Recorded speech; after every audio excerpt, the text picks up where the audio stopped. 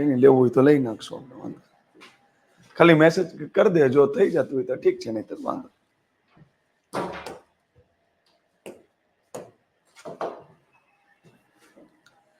ચાલો, અરે એપમાં જ આપણે ચાલુ કર્યું છે ને આજે. Okay done. ચાલો આપણે ઇથિક્સ ભણીએ હવે આગળ. ઇથિક્સ. હવે ઇથિક્સમાં અત્યારમાં આપણે આગળ વધીએ તો વિધિવત રીતે આપણે ચાલુ કરી દઈએ છીએ ઇથિક્સ સબ્જેક્ટને. જે તમારી ડીવાયએસઓની મેઇન્સ એક્ઝામમાં વેઇટેજ સારું હશે તો એ પ્રમાણે આપણે આજે પહેલો લેક્ચર આપણે ચાલુ કરી દઈએ છીએ. પહેલો ડેમોમાં હતું કે કેવું કેવું ભણવું જોઈએ, આજે વિધિવત રીતે ચાલુ કરીએ છીએ. તો હવે તમે સાંભળજો કે દર્શન શાસ્ત્ર જે છે એની એક શાખા એટલે નીતિશાસ્ત્ર. એનો મતલબ શું કે દર્શન શાસ્ત્ર જે છે એની એક શાખાને આપણે કહીએ છીએ નીતિશાસ્ત્ર. હવે દર્શન શાસ્ત્રને આપણે ઇંગ્લિશમાં શું કહીએ છીએ? ફિલોસોફી. ફિલોસોફી. એમાં અહીંયા તમે યાદ રાખજો, આ શું કામ આપણે કહીએ છીએ? કારણ કે એક સવાલ તમને આવો પૂછશે કે નીતિશાસ્ત્ર એટલે શું? તેના વિશે પ્રમુખ 5 દાર્શનિકોનું મત રજૂ કરો. 2020-22 થી એક પેટર્ન જોવા મળે છે કે એમાં હવે આવું ચાલુ કર્યું છે, જાહેર વહીવટ હોય તો 5 કોઈ પ્રમુખ જાહેર વહીવટ તજજ્ઞ હોય એના મત રજૂ કરો. ઇથિક્સ હોય તો 5, પછી બંધારણ હોય તો એમ કે 5 મૂળભૂત અધિકારોને વ્યવસ્થિત રીતે એક્સપ્લેન કરો ઉદાહરણ સાથે. એવી જ રીતના નીતિશાસ્ત્રમાં પણ કોઈ આવો સવાલ આવશે જ કે નીતિશાસ્ત્ર એટલે શું અને તેના વિશે પ્રમુખ 5 દાર્શનિકોના મત રજૂ કરો. તો આપણે બેઝિક નીતિશાસ્ત્રનો થોડો ઘણો ખ્યાલ હોવો જોઈએ.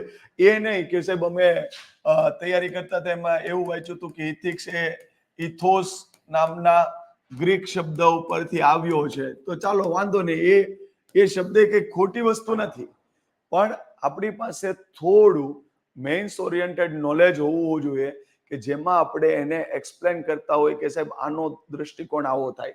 તમારી સામે સવાલ છે નીતિશાસ્ત્ર એટલે શું, તેના વિશે પ્રમુખ 5 દાર્શનિકોના મત રજૂ કરો. આવો એક સવાલ તમારી સામે છે. આટલું ક્લિયર છે? તો ચાલો હવે આપણે એક અભિગમ જોઈએ કે ફિલોસોફી જે છે એમાં 2 ગ્રીક શબ્દ છે, એક છે ફાઇલો અને એક છે સોફિયા. ફાઇલો નો અર્થ થાય લવ અને સોફિયા નો અર્થ થાય વિઝડમ.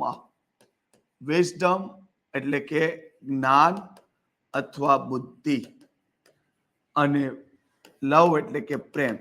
તો ફિલોસોફીને આપણે ગુજરાતીમાં કહે છે દર્શન શાસ્ત્ર અથવા તત્વજ્ઞાન. તો દર્શન શાસ્ત્ર એટલે શું? તો એનો ઇંગ્લિશ ગ્રીક 2 શબ્દ તોડીએ તો આપણે થોડું એટલું ખબર પડે કે જ્ઞાન મેળવવા માટેનો પ્રેમ દર્શાવો અથવા તો જ્ઞાન મેળવવા માટે રુચિ ધરાવી, એ સંબંધિત કોઈ પણ કન્સેપ્ટ હશે એ દર્શન શાસ્ત્ર કહેવાય. એટલે દર્શન શાસ્ત્રની વ્યાખ્યા શું છે? તો દર્શન શાસ્ત્ર કોને કહેવાય? તો દર્શન શાસ્ત્રમાં એટલું યાદ રાખજો કે આપણે જે પૃથ્વી પર જોઈએ છે ને એને લૌકિક કહેવાય, અને આપણે જે અડી નથી શકતા અથવા તો જોઈ શકતા નથી, માત્ર કલ્પના જ કરી શકીએ છીએ, એને આપણે કહીએ છીએ અલૌકિક. લૌકિક એટલે કે પૃથ્વી આપણે અડીએ છીએ જમીન એ. અલૌકિક એટલે કે ઈશ્વર હશે કે નહીં હોય. તો જ્યારે હું લૌકિક કે અલૌકિક સંબંધિત ગૂઢ પ્રશ્ન હોય મારી પાસે, એનું હું જ્ઞાન મેળવવા માટે અધ્યયન કરું તો એ શાસ્ત્રને કહેવાય દર્શન શાસ્ત્ર. એટલે દર્શન શાસ્ત્ર કોને કહેવાય? લૌકિક અલૌકિક એટલે કે આ વિશ્વના અને આ વિશ્વથી પર જે છે બ્રહ્માંડ છે, ઈશ્વર છે કે નહીં, એટલે કે લૌકિક અને અલૌકિક સંબંધિત ઉદ્ભવતા ગૂઢ પ્રશ્નોનું અધ્યયન કરતું શાસ્ત્ર, એનું વ્યાખ્યાન આપતું શાસ્ત્ર એટલે કે દર્શન શાસ્ત્ર, જેમાં ની એક શાખા છે નીતિ શાસ્ત્ર. આ એક શબ્દ આપણા દિમાગમાં હોવો જોઈએ. આજે જ તમારી બેચમાં હું મારી ઇથિક્સની હેન્ડ રિટન પીડીએફ મુકાવી દઈશ, જેમાં કેસ સ્ટડી પણ હશે, એનું પોર્શન પાર્ટ બી હશે, અને પાર્ટ એ માં જેટલું પણ આપણે નીતિશાસ્ત્રમાં ભણવાના છીએ એ વર્ડ ટુ વર્ડ મારા હેન્ડ રાઇટિંગમાં હું આજે મુકાવી દઈશ. ક્લિયર? એટલે અહીંયા આપણો દ્રષ્ટિકોણ એ રાખજો કે સવાલ કેવા પૂછાય, કેવી રીતના મારે યાદ રાખવાનું છે, અને નીતિશાસ્ત્રમાં વ્યાખ્યાનું મહત્વ બહુ છે. એટલે આપણે જ્યારે આવો સવાલ પૂછશે કે નીતિશાસ્ત્ર એટલે શું, એટલે પહેલું વાક્ય આપણે શું થાય? પહેલું વાક્ય આપણું દર્શનશાસ્ત્ર રિલેટેડ હશે કે ભાઈ લૌકિક અને અલૌકિક ગૂઢ પ્રશ્નોનું અધ્યયન કરતું શાસ્ત્ર એટલે કે દર્શન શાસ્ત્ર, ફિલોસોફી, તેની એક શાખા છે નીતિશાસ્ત્ર. ઓકે. અને બીજું વાક્ય આપણું જાય નીતિશાસ્ત્ર એટલે શું. આટલું ક્લિયર છે? પેલા દર્શન શાસ્ત્ર, એની એક શાખા નીતિશાસ્ત્ર. હવે નીતિશાસ્ત્ર એટલે શું એના વિશે આપણે ખ્યાલ રજૂ કરીએ છીએ. પછી હું તમને આખો સવાલ જવાબનો ફોર્મેટ કહું છું કે કેવી રીતના લખાય. આટલું ક્લિયર? હવે નીતિશાસ્ત્ર એટલે શું સાંભળજો. નીતિ શાસ્ત્ર એટલે શું? તો હવે ધ્યાનથી તમે સમજજો કે હું કોઈ પણ કાર્ય કરું અથવા તો હું કોઈ પણ સાથે વ્યવહાર કરું અથવા તો હું કોઈ પણ વ્યક્તિ સાથે વર્તણૂક કરું અથવા તો હું કોઈ કર્મ કરું, આ બધાનો અર્થ એક જ થાય. કર્મ કરવું અથવા તો કાર્ય કરવું અથવા તો કોઈ વ્યક્તિ સાથે વ્યવહાર કરવું અથવા તો કોઈ વ્યક્તિ સાથે વર્તણૂક કરવું, આ બધાનો મિનિંગ એક જ થાય. તમે આચરણ કરો છો. શું કરો છો? આચરણ. જ્યારે તમે કોઈ કાર્ય કરો છો, વ્યવહાર કરો છો, વર્તણૂક કરો છો, કર્મ કરો છો કે આચરણ કરો છો, ત્યારે એક શબ્દ એવો આવે કે લો તોડો છો કે નથી તોડતા? તોડતા. લો એટલે કે કાયદો.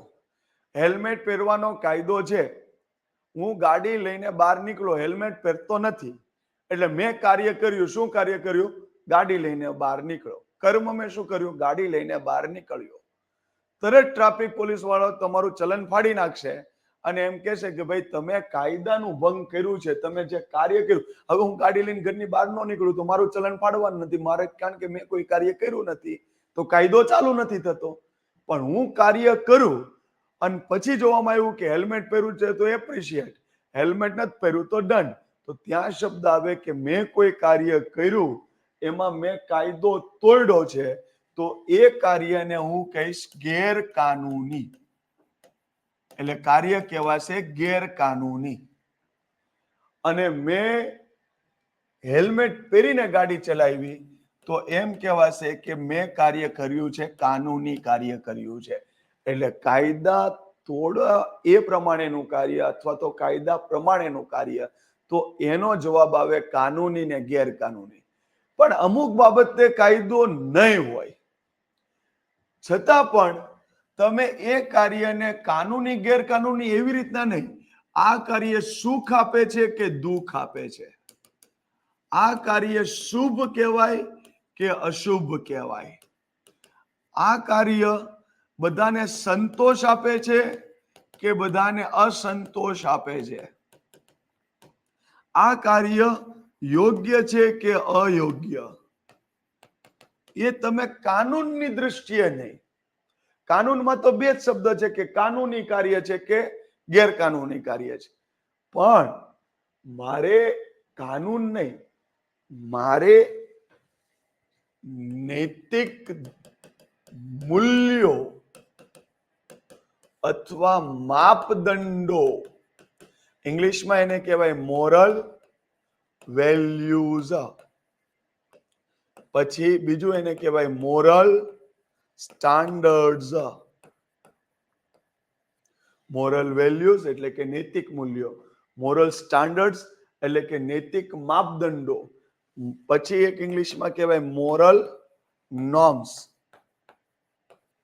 તો સાંભળજો, મેં એક નૈતિક મૂલ્ય, મેં તમને કાલ કીધું મૂલ્ય એટલે શું ભાઈ?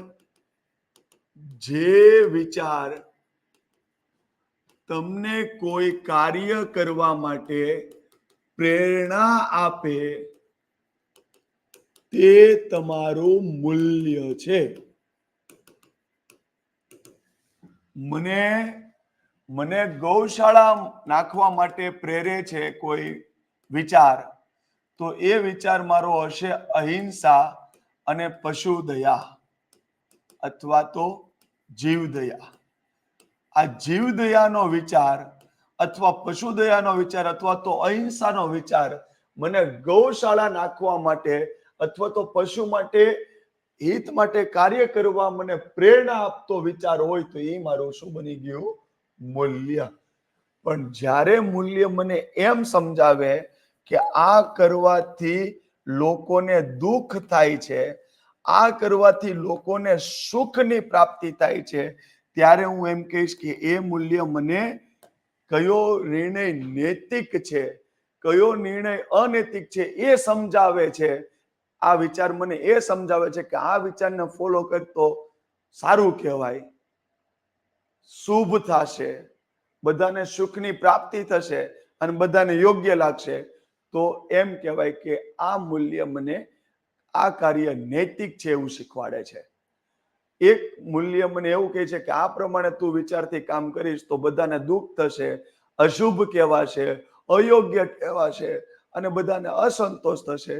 તો એ મૂલ્ય મને એમ શીખવાડે છે કે આ પ્રમાણે કામ કરીએ તો એ અનૈતિક છે. તો જ્યારે મને આવો ખ્યાલ કોઈ મૂલ્ય આપે અથવા તો કોઈ માપદંડ આપે અથવા તો મને કોઈ સિદ્ધાંત આપે, ત્યારે હું એમ કહીશ કે એ મારા માટેનું નૈતિક મૂલ્ય છે અથવા તો નૈતિક માપદંડ છે અથવા તો નૈતિક સિદ્ધાંત છે. તો નીતિશાસ્ત્ર શું કરે? તમને એક બુક આપી, એમાં આવા બધા નૈતિક મૂલ્યો લખ્યા હોય, નૈતિક માપદંડો આપ્યા છે અને નૈતિક સિદ્ધાંતો આપ્યા છે, અને એ તમને એવું શીખવાડે કે આવા મૂલ્ય નૈતિક છે, આવા મૂલ્યો નૈતિક માપદંડો છે. તમે એ પ્રમાણે કાર્ય કરો તો તમારું કાર્ય નૈતિક રીતે યોગ્ય છે. એનાથી વિપરીત કાર્ય કરો તો તમારું એ કાર્ય નૈતિક રીતે અયોગ્ય છે. એટલે નીતિશાસ્ત્રની વ્યાખ્યા શું આવશે? નીતિશાસ્ત્રની વ્યાખ્યા આવશે કે એવું શાસ્ત્ર કે જે કોઈ પણ કાર્ય નૈતિક રીતે યોગ્ય છે કે અયોગ્ય, સુખ આપે છે કે દુઃખ આપે છે, સંતોષ આપે છે કે અસંતોષ, યોગ્ય છે કે અયોગ્ય, એ દર્શાવતું શાસ્ત્ર એટલે કે નીતિશાસ્ત્ર. એટલે હું ફટાફટ તમને મેન્શન કરી દઉં છું કે જે મેં તમને સવાલ પૂછ્યો છે નીતિશાસ્ત્ર એટલે શું, અને એના માટે રજૂ કરેલા દાર્શનિકોના 5 દાર્શનિકોના વિચાર રજૂ કરો. એટલે પહેલું આપણે અહીંયા કરવાનું આવી રીતના. નીતિશાસ્ત્ર એ દર્શન શાસ્ત્રની એક શાખા છે. કોઈ પણ કાર્ય કે વર્તણૂક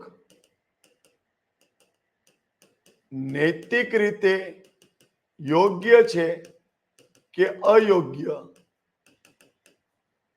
તે દર્શાવતા નૈતિક મૂલ્યો, માપદંડો કે સિદ્ધાંતો ની સંહિતા એટલે નીતિશાસ્ત્ર. હવે સાંભળજો, એક શબ્દ આવે છે બંધારણમાં કોડિફિકેશન, એને ગુજરાતીમાં કહેવાય સંહિતાકરણ. જેમ કે તમે લેબર કોડ તમે સાંભળ્યા હશે, કોડ ઓફ લેબર. તો આપણે ધારો કે શ્રમ લોકો કરતા હોય તો એનો કાયદો એક અહીંયા હોય, એક કાયદાની જોગવાઈ બીજામાં હોય, એક કાયદાની જોગવાઈ ત્રીજા કાયદામાં હોય, એક કાયદાકીય જોગવાઈ ચોથા કાયદામાં હોય. એટલે ધારો કે એક શ્રમ એટલે કે લેબર જે કરે છે એના સંબંધિત 4 જોગવાઈ અલગ અલગ જગ્યાએ આપેલી છે. જો હું એની એક જગ્યાએ એની બધી જોગવાઈ લઈ લઉં તો એને કહેવાય મેં એનું કોડિફિકેશન કરી દીધું, મેં એનું સંહિતાકરણ કરી દીધું. એટલે એક જગ્યાએ બધી જોગવાઈઓ મેં લઈ લીધી. હવે કોઈ પણ કાર્ય યોગ્ય છે કે અયોગ્ય એ નક્કી કરવા માટે કાં તો કાનૂન છે, કાનૂન હોય કે ન હોય, પણ એક એવું પણ છે કે સમાજ માનીને બેઠું છે કે આ સારું કહેવાય ને આ ખરાબ કહેવાય, આ અમને બધાને ગમે છે, આ અમને બધાને નથી ગમતું. કાનૂનમાં હોય કે ન હોય, પણ સમાજે એવું એક માન્યતા કે એક મૂલ્ય બનાવ્યું છે. તો કાં તો કાનૂન પ્રમાણે કાર્ય થાય, ન થાય તો કાનૂની ગેરકાનૂની. સમાજના નૈતિક માપદંડો અને મૂલ્ય પ્રમાણે કાર્ય ન થાય તો એમ કહેવાય કે આ નૈતિક રીતે યોગ્ય છે, અયોગ્ય છે. આ બધા મૂલ્યને હું એક જગ્યાએ મૂકું તો એની સંહિતા બની. તો નીતિશાસ્ત્ર હકીકતે સંહિતા છે. એમાં શું છે? નૈતિક મૂલ્ય માપદંડો. ઈ શું સમજાવે છે? કે તું જે કાર્ય કરે છે એ પ્રમાણે નૈતિક યોગ્ય છે કે અયોગ્ય. ચાલો, આટલું આપણી કોઈ પણ ક્વેશ્ચનનું પહેલો થોડા વાક્ય પોઈન્ટ કરતા 2-3 કે 4 વાક્યનું પેરેગ્રાફ આપણું સેટ થવું જોઈએ. પછી તરત સવાલની ડિમાન્ડ શું હતી ભાઈ? સવાલની ડિમાન્ડ હતી કે નીતિશાસ્ત્ર એટલે શું, તેના વિશે પ્રમુખ 5 દાર્શનિકોના મત રજૂ કરો. એટલે આપણો પહેલો આનો ઇન્ટ્રોડક્શન થયું, નીતિશાસ્ત્ર એટલે શું. પછી તરત આપણે કહેવા પર જવાનું કે હવે એને આપણા પેપરમાં કોઈ વસ્તુ ગોતવાની જરૂર પડવી જોઈએ નહીં, એવી રીતના આપણે લખવાનું છે. એટલે હવે પેરેગ્રાફ નહીં, હવે પોઈન્ટ. એટલે અહીંયા શું લખશું? નીતિશાસ્ત્ર 2 પ્રમુખ 5 દાર્શનિકો ના મત. એટલે તરત પેલો જે પેપર ચેક કરવા વાળો હશે એને ક્લિયર કટ ખબર પડી જશે કે ભાઈ સવાલ જે છે એ પ્રમાણે એને ઇન્ટ્રોડક્શન લખી નાખ્યું છે. હવે અહીંયા જે બોક્સ બનાવ્યું આપણે, બોક્સ, એનાથી એને ખબર પડશે કે નીચે 5 દાર્શનિકોના મત રજૂ કરાયા હશે. એટલે કે ધારો કે અહીંયા આપણે દાર્શનિકનું નામ લખ્યું અને એની સામે એનું મત રજૂ કર્યું. આવી રીતના જો દાર્શનિકનું નામ 5 પૂછ્યા છે એટલે અહીંયા દાર્શનિકનું બોક્સ બની જવું જોઈએ અને વાક્ય આમ લખીને તરત નીચેથી જ લઈ લેવાનું. નહીતર શું થશે? નહીતર એમ થશે કે આ બીજું લખ્યું એટલે અહીંયા પછી ત્રીજું લખ્યું એટલે આમ ફોર્મેટમાં તમે લખો તો શું થશે કે હું પેલા આવી રીતના પેપર લખતો મેન્સ, બરાબર. પછી મને જ મારા એક સારા એવા સ્કોલર મિત્રએ મને સજેશન આપ્યું કે તું આવી રીતના ન લખ, આ બોક્સ તું આવી રીતના ચોથું બોક્સ તે બનાવ્યું એની સામે લખ્યું એટલે જે સારું કન્ટેન્ટ લખ્યું હશે તોય કોઈ રૂઢિવાદી અભિગમથી કોઈ પેપર ચેક કરવા આવશે તો એમ વિચારશે કે આને 2 પેજ ભરીને નથી લખ્યા, આ બાજુની આખી કોલમ ખાલી રહી છે, બરોબર. તો મને મારા પેપરમાં સારા માર્ક જ હતા મારા જીએસમાં, છતાંય મને એવું અનુભૂતિ થઈ કે થોડું કદાચ આવું લખ્યું હોત તો માર્ક વધ્યા હોત. તો એનો મતલબ એમ છે કે હું જે પેટર્ન કહું છું એ હું મારી ભૂલથી તમને શીખવું છું અને મને બીજા જે સ્કોલર મિત્ર હતા એના દ્વારા મને એને મારું ચેક થયેલું પેપર જોઈને મને કીધું કે આ તું ચેન્જ કરજે નેક્સ્ટ ટાઈમ. તો અહીંયા ધ્યાન આપજો. એટલે આપણે શું કર્યું? બીજું બોક્સ આ પેટર્નમાં નહીં, આ પેટર્નમાં નહીં કે બોક્સ પછી અહીં ખાલી જગ્યા, બોક્સ બની ગયું 2 ડોટ, પછી આ વાક્ય આમ, પછી અહીંથી આમ ચાલુ કરવાનું આવી રીતના. પછી પાછું ત્રીજું બોક્સ બન્યું આમ, પાછું આમ ચાલુ કર્યું. ચોથું બોક્સ બન્યું આમ અને આમ. આટલું ક્લિયર છે? હવે સાંભળજો.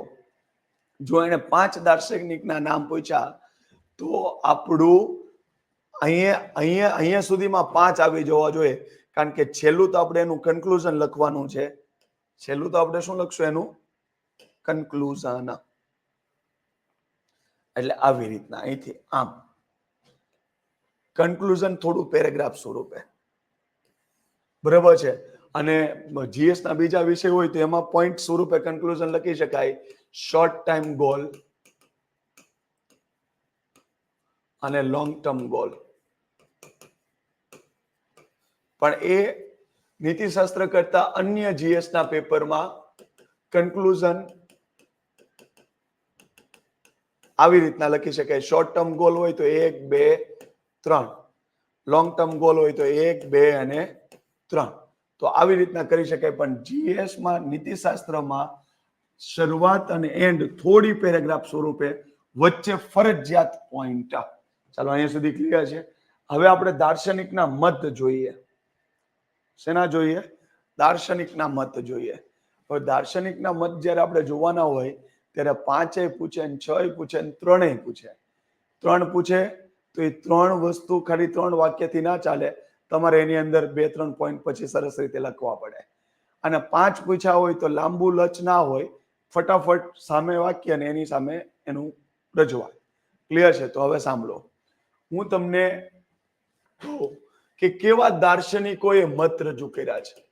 હું તમને જે પીડીએફ મોકલી છે એમાં બધા દાર્શનિકો જે પ્રમુખ હશે એના મત નીતિશાસ્ત્ર સંબંધિતના લખેલા હશે. પણ આપણે એમાંથી 5 થી 6 બહુ પ્રોપર આપણે યાદ રહેવા જોઈએ. જો પેલા પ્રથમમાં તો આપણી બાજુથી દાર્શનિક ગણવા હોય તો ગાંધીજી અને દલાઈ લામાને ગણો. આ દાર્શનિક કહેવાય. લૌકિક અલૌકિક, પૃથ્વી કેમ બની, પૃથ્વીમાં તંત્ર કેમ ચાલે છે, ઈશ્વર છે કે નથી, ઈશ્વરના પ્રમાણે શું સારું કહેવાય, શું ખરાબ કહેવાય, શું પાપ કહેવાય, શું પુણ્ય કહેવાય. તો તમને ગાંધીજી અને દલાઈ લામાના શબ્દોમાં તમને આવા કોઈક વ્યાખ્યાનોમાં તમને સંભળાતું હશે. પછી આપણે બધાને ખબર છે કે એરિસ્ટોટલ, જેને અરસ્તુ કહો છો. પછી છે સોક્રેટિસ, પછી છે પ્લેટો. Aristotle, Socrates, Plato. પછી Emmanuel Kant, Jean Jacques Rousseau, John Rawls, Stuart John Stuart Mill. થઈ ગયું? બાકી હવે કોણ રહ્યું? William Willie Mackenzie, Voltaire. બરોબર છે? તો આવા દાર્શનિકો ના નામ ખાલી ઓકે. આમાં તમારે દોઢું થવું હોય, તમને એમ લાગે કે નહીં મારે નોલેજ સાહેબ બધા કરતા અલગ બતાવવું છે, પ્રશ્નમાં મારે અલગ બતાવવું છે. કેમ ગયું પેલું પેજ? ઓકે. તમને એમ થાય કે સાહેબ મારે થોડું દોઢું થવું છે અને મારે બીજા કરતા એ સારું બતાવવું છે અને મારી પાસે સમય પણ છે, તો તમારે શું કરવાનું? તમને પૂછ્યું તો શું પ્રશ્નમાં કે નીતિશાસ્ત્ર એટલે શું અને એના સંબંધિત 5 દાર્શનિકોના મત જણાવો. તો તમે નીતિશાસ્ત્રની કન્ક્લુઝન આપી દીધી, ઇન્ટ્રોડક્શન આપી દીધું. હવે 5 દાર્શનિકોના મત એટલે આવું આપણે બોક્સ બનાવ્યું, 5 દાર્શનિકોના મત. તો આપણે બીજું, ત્રીજું, ચોથું, અહીંયા પેજ, 5મું અને 6થું. ભાઈ 6 વાક્ય કેમ થયા? 5 પૂછ્યા છે તો એક વાક્ય આપણે શું જોવાના? પ્રમુખ દાર્શનિકો. પ્રમુખ દાર્શનિકો. એમાં તમે લખી નાખ્યા ગાંધીજી લખી નાખ્યું, પછી દલાઈ લામા લખી નાખ્યું, વિલિયમ વિલી લખી નાખ્યું, મેકેન્ઝી લખી નાખ્યું, સોક્રેટિસ લખી નાખ્યું, પ્લુટો લખી નાખ્યું, એરિસ્ટોટલ લખી નાખ્યું, જીન ઝેક્સ રૂસો લખી લીધું, ઇમાન્યુઅલ કાન્ટ લખી નાખ્યું, સ્ટુઅર્ટ મિલ લખી દીધું. એટલે પેલાને તરત એમ થાય કે ઓહો, આને તો નીતિશાસ્ત્રનો બહુ ગહન અભ્યાસ કર્યો હોય એવું લાગે છે કે આને તો ઘણા દાર્શનિકના નામ ખબર છે. એટલે એ આપણી બની ગઈ. પછી એમાંથી 5 જ પૂછ્યા છે તો 6 લખવાથી કઈ બેનિફિટ નથી થવાનો. 5 જ લખવા જોઈએ કારણ કે સંખ્યા મેન્શન કરી છે એને. એટલે પછી આપણે હવે 6 વાક્ય એટલા માટે થયા કે પેલું વાક્ય બધા નામ લખવામાં કાઢી નાખ્યું કે આવા પ્રમુખ દાર્શનિક છે. એમાંથી પહેલું ધારો કે ગાંધીજી વિશે એક લખ્યું, એરિસ્ટોટલ વિશે એક લખ્યું, જીન ઝેક્સ રૂસો વિશે એક લખ્યું, વિલિયમ વિલી વિશે એક લખ્યું, મેકેન્ઝી વિશે લખ્યું અને આમ લખી દીધું. પછી એનું એન્ડ કરી દેવાનું કે મારો ભાવાર્થ આ પ્રમાણે છે. અહીં સુધી ક્લિયર છે બધાને? ડન. ચાલો હવે હું શું કરું છું સાંભળજો. આ બધાના વાક્ય યાદ રખાવું છું. આપણે આગળ જતા કેસ સ્ટડી ચાલુ થઈ જશે. સરસ રીતે આપણે કેસ સ્ટડી પછી આપણે એવું કરશું કે વચ્ચે આપણું ટ્રેડિશનલ ઇથિક્સ ચાલતું રહેશે અને વચ્ચે વચ્ચે આપણે એક લેક્ચર કેસ સ્ટડીના મૂકતા જશું. એટલે તમને એમ લાગે કે સાહેબ અત્યારમાં તો કેસ સ્ટડી બધું પૂછાય છે. પેલું તો પૂછાતું જ નથી.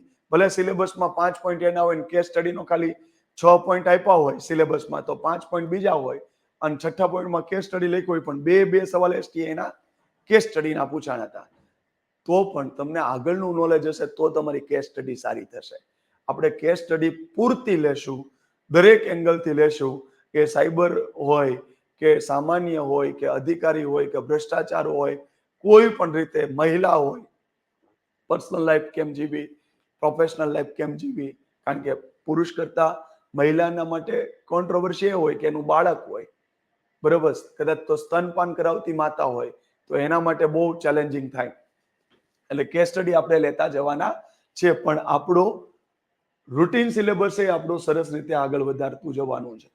ચાલો આમાંથી એક પછી એક જોઈએ. એરિસ્ટોટલે કીધું કે મારા મતે નીતિશાસ્ત્ર શું છે. હું તમને ઇંગ્લિશ અને ગુજરાતી બે તમને કહીશ અહીંયા. કેમ? કારણ કે બે શબ્દ તમે સમજશો તો જ કોણે શું કીધું એ તમને લાંબો સમય સુધી યાદ રહેશે. કારણ કે ઇંગ્લિશ બધાનું કોમન હશે, પણ ગુજરાતી બધાનું અલગ અલગ હશે. એટલે તમે એરિસ્ટોટલની એક પ્રકાશનની ગુજરાતીની બુક વાંચો, બીજા પ્રકાશનની ગુજરાતીની બુક વાંચો, ત્રીજા પ્રકાશનની ગુજરાતીની બુક વાંચો, એટલે બધામાં અલગ અલગ હોય. કેમ? કારણ કે સેન્ટ્રલ લેવલે એનું ટ્રાન્સલેશન તો એક જ ભાષામાં છે, ઇંગ્લિશમાં જ. એટલે ઇંગ્લિશમાં એનું વાક્ય કોમન હશે, પણ ગુજરાતીમાં જેને જે ગમ્યું એ પ્રમાણે એનું ટ્રાન્સલેશન કરીને મૂકી દીધું. કોઈ કે ભાવનાત્મક ટ્રાન્સલેશન ને ગૂગલે જેમ કીધું એમ કરીને બુકોય બનાવી નાખી, છાપી મારી. એટલા માટે તમે કન્ફ્યુઝ ન થાવ. એટલે આપણે આને ઇંગ્લિશ શબ્દ શું કહે છે અને ગુજરાતી કેમ કહેવા માંગે છે, એટલે તમને ખબર પડશે કે સાહેબ હું આ બુક વાંચું છું, એમાં ટ્રાન્સલેશન કેવું ખોટું કર્યું છે અને આ બુકે પરફેક્ટ કર્યું છે. આપણે જ બધું કઈ સાચું ના હોય, ઘણાએ સાચું કર્યું છે. હવે સાંભળજો. એરિસ્ટોટલે એમ કીધું કે ethics is the study of CM વચ્ચે V. Ethics is the study of C એટલે કેરેક્ટર, V એટલે વર્ચ્યુ અને M એટલે ethics is the study of character, virtues and moral values that lead individual towards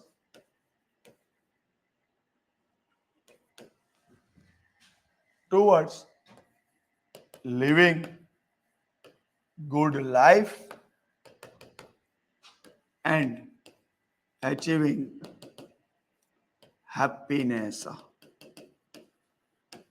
હવે તમને એમ થાય કે સાહેબ આ તો હવે યાદ ઇંગ્લિશનું લાંબુ વાક્ય થઈ જશે ને અમારે તો શરૂઆત નીતિશાસ્ત્રને એથી જ કરવાની છે કે હળવો સવાલ પૂછી નાખે તો આમથી આમ ન થવું જોઈએ. બાકી મૂલ્યો તો બધા સત્યનિષ્ઠા અને વસ્તુનિષ્ઠા હું તમને એક ફોર્મેટ આપીશ, તમારે ગમે તેને બતાવવાનું કે હું કોઈ પણ મૂલ્યમાં આના રિલેટેડ થોટ પ્રોસેસ રજૂ કરું તો મારું ખોટું પડે કે વ્યવસ્થિત લાગે ચેક કરજો તમે તમારે. ક્લિયર છે? એટલે એની બહુ ચિંતા કરતા નહીં, પણ જે વસ્તુ હાવ તમારું કાંઈ હાલ છે જ નહીં વિચારને કોઈકનું કીધેલું વાક્ય પૂછી નાખશે એ સવાલ બહુ અઘરો લાગશે. તો હવે સાંભળજો. એરિસ્ટોટલ એને શું કીધું? ઇથિક્સ ઇઝ અ સ્ટડી એટલે કે અભ્યાસ, અધ્યયન કરતું શાસ્ત્ર. કેરેક્ટર એટલે ચરિત્ર, વર્ચ્યુ એટલે સદગુણ, મોરલ વેલ્યુઝ એટલે નૈતિક મૂલ્યો, એટલે કે નીતિશાસ્ત્ર એ સદગુણ, નૈતિક મૂલ્યો અને ચારિત્રવાન કોને કહેવાય અથવા તો કોને ચારિત્ર રીતે યોગ્ય કહેવાય, આ સંબંધિત અધ્યયન કરતું શાસ્ત્ર છે. જેનાથી વ્યક્તિ ઇન્ડિવિડ્યુઅલ શું પ્રાપ્ત કરી શકે છે? તો સારું જીવન અને સુખની પ્રાપ્તિ કરી શકે છે. એટલે એરિસ્ટોટલ ભાઈએ શું કીધું કે નીતિશાસ્ત્ર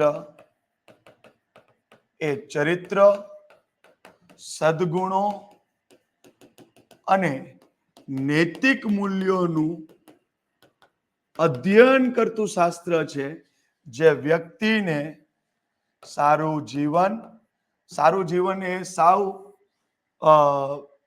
સામાન્ય વ્યક્તિનો શબ્દ થશે, એટલે શબ્દ આવશે આદર્શ જીવન અને સુખની પ્રાપ્તિ સંબંધિત પ્રેરણા આપે છે. બરાબર છે. આ મેં મારી હેન્ડ રિટન પીડીએફમાં કમ્પ્લીટ સુંદર અક્ષરે લખેલું છે. એટલું ક્લિયર છે. એટલે ત્યારે તમે એનો અનુભવ કરજો. એટલે એરિસ્ટોટલનું વાક્ય આ છે કે 3 શબ્દ આવશે. નીતિશાસ્ત્ર એટલે ચરિત્ર, નૈતિક મૂલ્યો અને સદગુણોનું અધ્યયન કરતું શાસ્ત્ર જે વ્યક્તિના સુખની પ્રાપ્તિ અથવા આદર્શ જીવન માટે ઉપયોગી છે અથવા તો તે તરફ પ્રેરણા આપે છે કે એ તરફ આગળ વધવું જોઈએ. લીડ ટુવર્ડ્સ એટલે કે એના તરફ જાઓ. ચાલો બીજો કોઈ એક સરસ વ્યક્તિને લાવીએ. John Rolls. બરોબર છે. John Rolls. આનું વાક્ય એકદમ નાનું છે એટલા માટે આને આપણે કરીએ. ethics is the construction of a just society based on fairness and impartiality. આવું કોણે કીધું? John Rolls. આલું ક્લિયર છે. હવે કન્સ્ટ્રક્શન કામ કરતા હોય ને એ બિલ્ડર હોય. કન્સ્ટ્રક્શન કામ જે કરતા હોય એ બિલ્ડર હોય. કન્સ્ટ્રક્ટ કરવું એટલે કે બાંધકામ કરવું, રચના કરવી. Construction builder. હવે બિલ્ડર હોય એની પાસે રોલ્સ રોય કાર હોય. શું યાદ રાખવાનું? એની પાસે કઈ કાર હોય? રોલ્સ રોય. એટલે જ્હોન રોલ્સ જે છે દાર્શનિક, એને નીતિશાસ્ત્રની વ્યાખ્યા એમ આપી. જો અહીંયા શબ્દ સાંભળજો, ઇમ્પાર્શિયાલિટી એટલે નિષ્પક્ષતા, કોઈનો ભેદ લેવાનો નથી. આ વસ્તુ આપણે મૂલ્યમાં આવશે. પોલિટિકલ, ઇથિકલ, ઇકોનોમિકલ, બરોબર છે. પછી XYZ પાછળ હશે ઇમ્પાર્શિયાલિટી અથવા તો પાછળ શબ્દ હશે ન્યુટ્રાલિટી. હું ડિવાઇસો છું, મારી જ્ઞાતિની વ્યક્તિ એક મને મળવા આવે છે કામ માટે અને બીજો વ્યક્તિ મળવા આવે છે મને કામ માટે, અને હું ત્યારે કોઈ પક્ષપાત ન કરું બેના કામ કરવા માટે, જેની પ્રાયોરિટી હોય એ પ્રમાણે કામ કરું, તો એને કહેવાય એડમિનિસ્ટ્રેટિવ ન્યુટ્રાલિટી અથવા તો ઇમ્પાર્શિયાલિટી. એની વચ્ચે થોડો ભેદ છે. આને કહેવાય તટસ્થતા, ન્યુટ્રલ, તટસ્થ, અને ઇમ્પાર્શિયલ એટલે કે નિષ્પક્ષ. બે વચ્ચે પણ માઇનોર ડિફરન્સ છે, પણ બેનો કન્સેપ્ટ એક આવશે કે ડિવાઇસો તરીકે હું કોઈ જ્ઞાતિ કે ધર્મનો ભેદભાવ ન જોઉં અથવા તો ભાષાનો ભેદભાવ ન જોઉં કે બીઇંગ અ ડિવાઇસો ગુજરાતી વ્યક્તિ મારી પાસે કોઈ કામ કરાવવા આવે છે અને હિન્દી બોલતો વ્યક્તિ મારી પાસે કોઈ કામ કરાવવા આવે છે અને હું કોઈ પણ પ્રકારનો ભેદભાવ ન રાખું, તો મારા વહીવટીય કાર્યમાં મેં કોઈ પક્ષપાત કર્યો નથી. ભાષા કે જાતિ કે ધર્મ કે જ્ઞાતિ કોઈ રીતના નહીં. તો મારું જે કાર્ય છે, મારું જે મૂલ્ય પ્રમાણેનું કાર્ય થયું, એ મારો મૂલ્ય થશે વહીવટીય નિષ્પક્ષતા, વહીવટીય તટસ્થતા. ઇંગ્લિશમાં કહેવાય એડમિનિસ્ટ્રેટિવ ન્યુટ્રાલિટી અથવા તો બ્યુરોક્રેટિક ન્યુટ્રાલિટી, ઇમ્પાર્શિયાલિટી. પણ કોઈ પણ રાજકીય પક્ષના વિચારો આવે કે એક રાજકીય પક્ષ એમ કે અમે આમ કરશું, બીજો રાજકીય પક્ષ કે અમે આમ કરશું, અને બે મારી પાસે કાર્ય કરાવવા આવે, રાજકીય અલગ અલગ વિચારધારા વ્યક્તિ, તો હું કોઈક પક્ષને મત આપું છું એટલે મારી કોઈક રાજકીય વિચારધારા તો હશે. ભલે હું પદ ઉપર બેઠો છું પણ મારી રાજકીય વિચારધારા તો હશે. મને કોઈ એક તો ગમતું હશે, ભલે ગમે તેવો પદ ઉપર બેઠો હોય. તો મારે નહીં કરવું હોય ને તોય મારા મગજમાં એના પ્રત્યે સોફ્ટ કોર્નર હશે જ. એ સંજોગોમાં હું કંટ્રોલ કરીને અભ્યાસથી કહું કે ભલે મને ગમે છે પણ મારે અત્યારમાં નિર્ણય કરવાનો છે, હું પદ ઉપર બેઠો છું એટલે મારી પાસે જવાબદારી છે અને હું કોઈ રાજકીય વિચારધારા તરફ ઝુકાવ રાખ્યા વગર પ્રોપર કામ કરું તો એને કહેવાય પોલિટિકલ ઇમ્પાર્શિયાલિટી અથવા તો ન્યુટ્રાલિટી. અહીંયા શબ્દ છે ઇમ્પાર્શિયાલિટી એટલે કે નિષ્પક્ષતા. ફેરનેસ એને કહેવાય ન્યાય. તમે એમ કહો છો કે ઇટ ઇઝ નોટ અ ફેર. આ અફેર ને અફેર એટલે પ્રેમ સંબંધો ને એ નહીં. It is not a fair. Not a fair. Fair એટલે યોગ્ય, ન્યાય. આ ન્યાય નથી, આ અન્યાય છે. આ મારી સાથે ફેર નથી બાબત, એટલે કે આ ન્યાયપૂર્ણ નથી. એટલે ન્યાય અને નિષ્પક્ષતા બેઝડ ઓન ફેરનેસ એન્ડ ઇમ્પાર્શિયાલિટી, એટલે ન્યાય અને નિષ્પક્ષતા ઉપર કન્સ્ટ્રક્શન ઓફ જસ્ટ નો અર્થ થાય ન્યાય. તો જ્હોન રોલ્સભાઈ શું કહે છે? નિષ્પક્ષતા અને ન્યાયના આધારે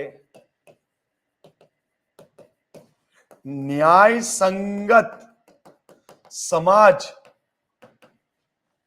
જસ્ટ સોસાયટી એટલે કે સમાજ, ન્યાયપૂર્ણ સમાજ અથવા ન્યાય સંગત સમાજ ની રચના સૂચવતું શાસ્ત્ર એટલે નીતિશાસ્ત્ર. એટલે શું કહે છે કે ભાઈ નીતિશાસ્ત્ર શું કહે? તે તમને સમજાવે કે આપણું જે સમાજ છે એ ન્યાયપૂર્ણ ત્યારે જ બનશે કે એ કયા મૂલ્ય ઉપર હોય. એક જ મૂલ્ય, બીજા મૂલ્ય કરવા હોય કે ન કરો, પણ બધાએ ન્યાય સંગત રહેવું જોઈએ. કોઈ સાથે ભેદભાવ કરવો જોઈએ નહીં. પછી બીજા હિંસા કરવી કે અહિંસા કરવી એ પછીની વાત, પણ હું એમ કહું છું કે બધાએ ન્યાયની વાત કરવી જોઈએ, નિષ્પક્ષતાની વાત કરવી જોઈએ. એના ઉપર આપણું સમાજ ન્યાય સંગત સમાજ બનવો જોઈએ. આની જે સૂચના આપે એ નીતિશાસ્ત્ર કહેવાય. એવું આ ભાઈ જ્હોન રોલ્સે કીધું. એટલે આપણી વાક્ય રચના થઈ નિષ્પક્ષતા ન્યાયના આધારે ન્યાય સંગત સમાજની રચના સૂચવતું શાસ્ત્ર એટલે નીતિશાસ્ત્ર. ચાલો અહીંયા સુધી ક્લિયર છે. પછી એક શબ્દ આવશે જીન ઝેક્સ રૂસો. જીન ઝેક્સ રૂસો એણે કીધું એથિક્સ. આ વ્યાખ્યા લખવી જ જોઈએ મારી દ્રષ્ટિએ. આ વ્યાખ્યા લખવી જ જોઈએ મારી દ્રષ્ટિએ. Ethics is the social contract. Ethics is the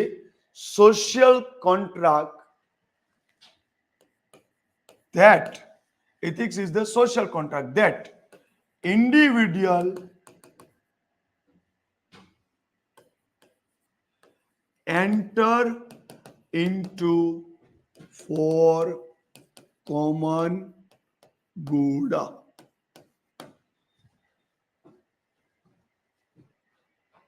હવે સાંભળો, મારે એક ઇન્સ્ટિટ્યૂટમાં કામ કરવું છે, એક સંસ્થામાં. એટલે એ વ્યક્તિ મને હાયર કરે એટલે મારી સાથે કોન્ટ્રાક્ટ કરાવે. એ કોન્ટ્રાક્ટ એવો હોય કે ભાઈ અમે તમારી સાથે આમ નહીં કરીએ, તમે અમારી સાથે આમ નહીં કરતા. આ આપણો કોન્ટ્રાક્ટ. જો તમે એમ નહીં કરો તો અમે તમને છોડી દેશું, અને તમને અમે છોડીએ કોઈ કારણ વગર તો તમે અમારા ઉપર કેસ કરી શકો. તો આપણે એમ કહીએ કે આ કોન્ટ્રાક્ટ કર્યો જેમાં બે એકબીજાનું નિયમ લખ્યા છે કે ભાઈ તમારે આ નિયમ પાળવાના છે ને અમે આ નિયમ પાડીશું. આને કોન્ટ્રાક્ટ કહેવાય. અહીંયા શબ્દ છે સોશિયલ કોન્ટ્રાક્ટ. એટલે આપણે એમ કહીએ આનું ગુજરાતી સામાજિક સમજોતો અથવા અનુબંધ અથવા તો કરાર. સામાજિક સમજોતો અથવા અનુબંધ અથવા કરાર, આવો શબ્દ થાય. એટલે અહીંયા તમે સમજો કે સામાજિક એટલે કે મારે સમાજનો અભિન્ન અંગ રહેવું હોય વ્યક્તિ તરીકે, કે સમાજ મારો બહિષ્કાર ન કરે, ધૃણા ન કરે, મને તિરસ્કાર ન કરે, મારી સાથે વ્યવહાર ન કરે, તો મારે સમાજનો એક જો અભિન્ન અંગ રહેવું જોઈએ મારે, તો મારે સમાજને શું ગમે છે, શું નથી ગમતું, સમાજ કયું કાર્ય નૈતિક રીતે યોગ્ય ગણે છે, સમાજ કયું કાર્ય નૈતિક રીતે અયોગ્ય ગણે છે, તો સમાજના એ મૂલ્ય છે, એટલે કે સમાજનો એક વિચાર હશે કે આ કરવું પ્રેરણારૂપી છે, તો એને આપણે કહીએ કે સામાજિક મૂલ્ય છે. એટલે કે સમાજ એમ કહે છે કે આ વિચાર પ્રમાણેનું તમે કાર્ય કરો તો એ આપણા સમાજને અનુરૂપ છે, એનાથી વિપરીત કાર્ય કરો તો એ સમાજને અનુરૂપ નથી. એટલે આ વિચાર, આ રૂઢિ, આ પરંપરા, પેલો લેક્ચર જોયું તો ખબર પડશે આ શબ્દ, એ સમાજ માટે મૂલ્ય બની ગયું. અને જે સમાજના વ્યક્તિને એનો ભાગ રહેવો હોય, એની ધૃણા ન જોતી હોય, એનો તિરસ્કાર ન જોતો હોય, તો એ સમાજના જે મૂલ્ય છે, જે વિચાર છે, જે રૂઢિ છે, એ પ્રમાણે એ કાર્ય કરતો હશે. એટલે તમે સમાજ સાથે એ બાબતે જોડાયેલા છો, અને એને આપણે કહેશું તમે સમાજ સાથે શું કર્યો છે, સોશિયલ કોન્ટ્રાક્ટ કર્યો છે કે ભાઈ હું સમાજનો ભાગ રહ્યો, હું તમે કહો એમ, હું નથી ગમતું તો હું એગ નહીં ખાવો, પછી ઘરનું મકાન હોય એનાથી 500 કિલોમીટર 50 કિલોમીટર દૂર જઈને એક ખાતા પાછા હોઈ શકે. ક્લિયર છે? એ કઈ ખરાબ વસ્તુ નથી, બરોબર છે. જે એ આહાર છે, માંસાહાર કરવો કે શાકાહાર રહેવું કે બેની વચ્ચેનું એગિટેરિયન રહેવું, પણ સમાજનો જો બહોળો વર્ગ એ નથી ખાતો, તો તમે સમાજની ધૃણા ન લેવા માટે તમે એ મૂલ્યને સ્વીકાર લીધું કે હું એક કોન્ટ્રાક્ટ કરું છું તમારી સાથે, સોશિયલ કોન્ટ્રાક્ટ, કે તમને નથી ગમતું હું નહીં કરું, પણ તમને દેખાય નહીં એમ, હું પછી બહાર જઈને પાછું એ ટોપી લઈશ. એટલે ખાસ અહીંયા યાદ રાખજો કે સામાજિક સમજોતો અથવા તો અનુબંધ, ધેટ એટલે કે આ એક નીતિશાસ્ત્ર એક સામાજિક સમજોતો છે, જે વ્યક્તિને ઇન્ડિવિડ્યુઅલ એન્ટર એટલે કે પ્રવેશ કરવામાં આવે છે. શેમાં? Common good.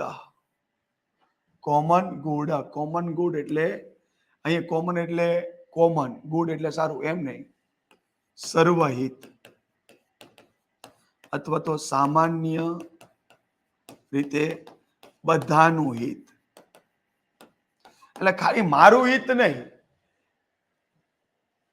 ગુજરાતી થાય નીતિશાસ્ત્ર એ એક પ્રકારનો સામાજિક અનુબંધ છે, કરાર છે, સમજોતો છે, જેમાં વ્યક્તિને બધાનું હિત થાય એ પ્રમાણે કાર્ય કરવા પ્રેરે છે, એ પ્રમાણે અનુચરણ કરવા પ્રેરે છે, એ પ્રમાણે આચરણ કરવા પ્રેરે છે. આવું કોને કીધું?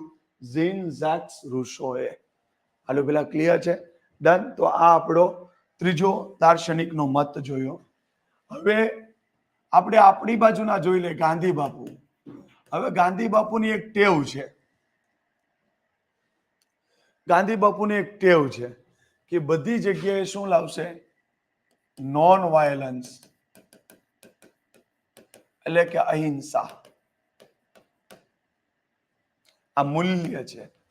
શું છે? મૂલ્ય. એટલે કે એક વિચાર કે કોઈને મારવા જોઈએ નહીં, એ માત્ર વિચાર છે, પણ એ વિચાર જ્યારે મને પ્રેરણા આપે કે બેઠો ન રહે, હવે તું એ પ્રમાણે કરવા માંડ, તો એ વિચાર મારું મૂલ્ય થઈ ગયું કે કોઈને મારવા જોઈએ નહીં. તો અહિંસા એક વિચારે છે અને અહિંસા એક મૂલ્ય પણ છે. મેં ગાંધી બાપુને વાંચ્યા એટલે મને અભ્યાસક્રમમાં રાખ્યું છે કે અહિંસા એટલે આપણે જીપીએસસી પાસ કરવા માટે ગાંધી બાપુને વાંચ્યા એટલે અહિંસા વિશે મને ખ્યાલ આવ્યો. એટલે અત્યારમાં મારા માટે વિચાર છે કે ગાંધી એક વિચાર છે. ગાંધીએ જે કીધું અહિંસા એ પણ એક વિચાર છે, પણ હું તેમાં ફોલો નથી કરતો. મચ્છર આવે તો ડેન્ગ્યુ થાય, મારી નાખ્યું. કોઈ જીવ આવ્યું તો મારી નાખ્યું. બરોબર, મને નુકસાન કરે કે ન કરે, બરોબર, મજા આવી મને, બરોબર છે. તો એમ સમજવાનું કે અત્યારમાં મેં ગાંધી બાપુને વાંચ્યું અને મને થોડી અહિંસાનો ગુણ ખબર પડી એટલે મારા માટે એક વિચાર છે. પણ જ્યારે હું વાંચતા વાંચતા એમાં ઊંડો ઉતરો અને એ વિચાર મારા માટે પ્રેરણા બની ગઈ કે આવું કરાય, ખાલી એને રાખી ન મુકાય. આવું કરવા માટે આગળ વધવું જોઈએ, કાર્ય કરવું જોઈએ. હવે હું બધી વાતમાં મને કોઈક વસ્તુ આવશે તો હું જીવને બચાવવાનો પ્રયત્ન કરીશ. કોઈ વસ્તુ મારી દ્રષ્ટિએ મને આનંદ આવે એટલે હું પશુને ટોર્ચર કરું એવું નહીં. હું એને એક રિસ્પેક્ટ આપતો થઈ જઈશ. તો એમ કહેવાય કે હવે મારા માટે એ વિચાર માત્ર વિચાર ન રહેતા મૂલ્ય બની ગયું છે મારા માટે. ક્લિયર છે? તો અહીંયા તમે ધ્યાનથી સમજજો કે અહિંસા એક મૂલ્ય છે ગાંધીજી પ્રમાણે. અને દુનિયા અત્યારમાં આની વાત જ કરે છે કે ભાઈ હિંસા તો દુનિયામાં, બરાબર, તમને જે કોઈ હાથ કાપી નાખે ને તમે બીજાનો હાથ કાપી નાખો, આ જ પ્રણાલીથી જો દુનિયા ચાલશે તો દુનિયામાં કોઈ વચ્ચે નહીં. એટલે અહિંસા અત્યારમાં દુનિયા વાત કરી રહી છે.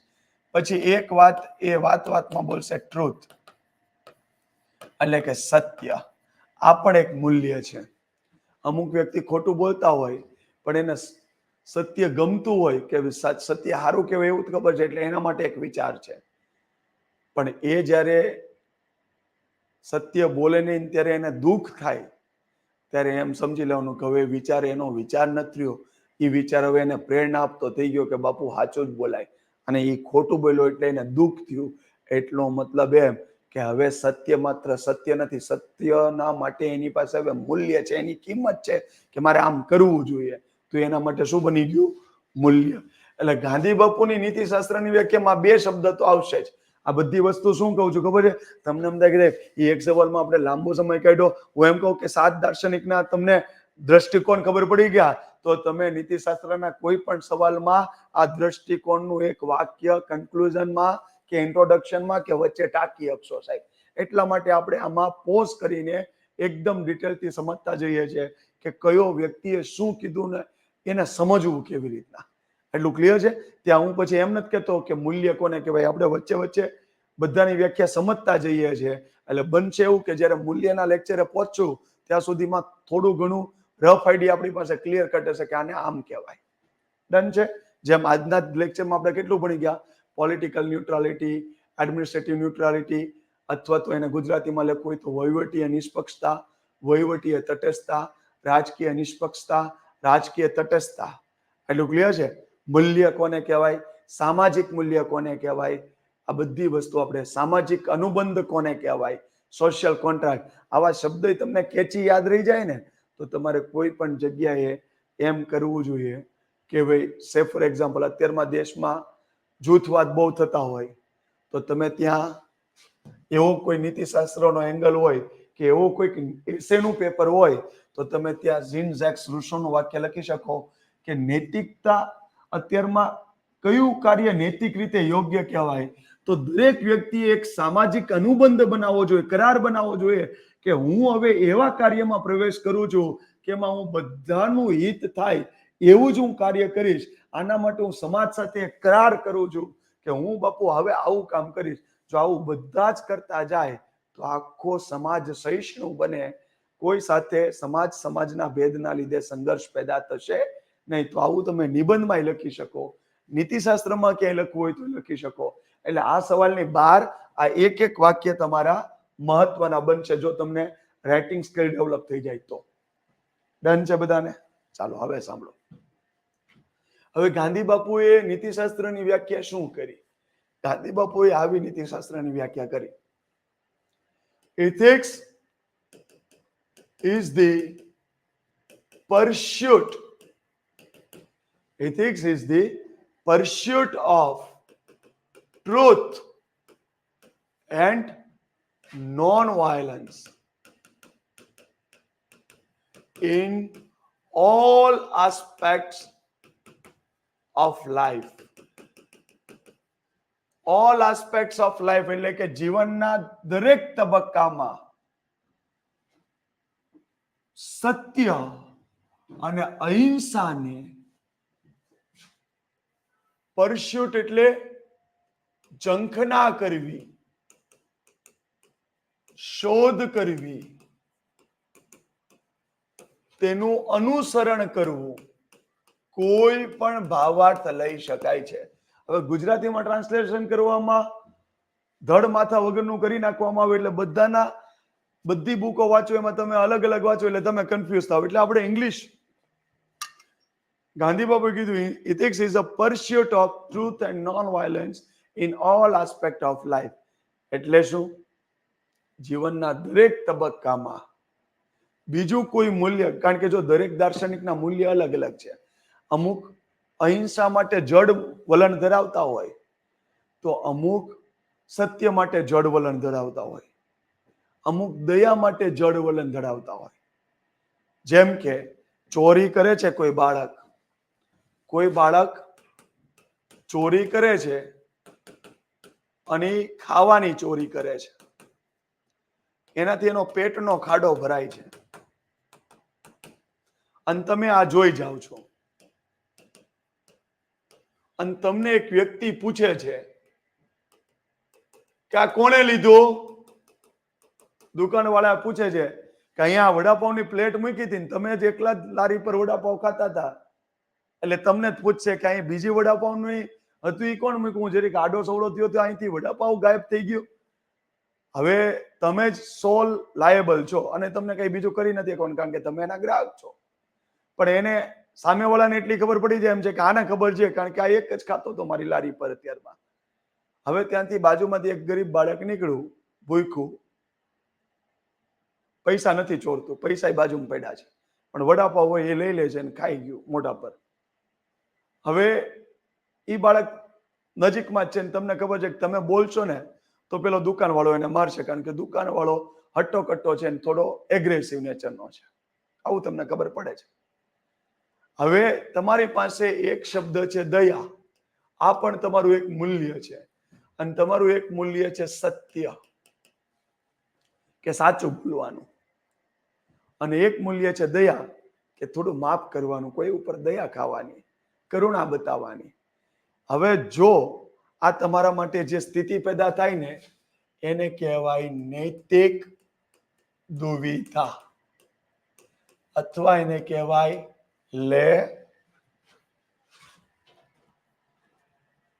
કેમ જતું હશે નૈતિક સંઘર્ષ. ભાઈ કેમ નૈતિક સંઘર્ષ, કેમ નૈતિક દુવિધા કીધી? તો તમે કોઈ પણ કાર્ય કરો છો એ નૈતિક રીતે યોગ્ય જ છે.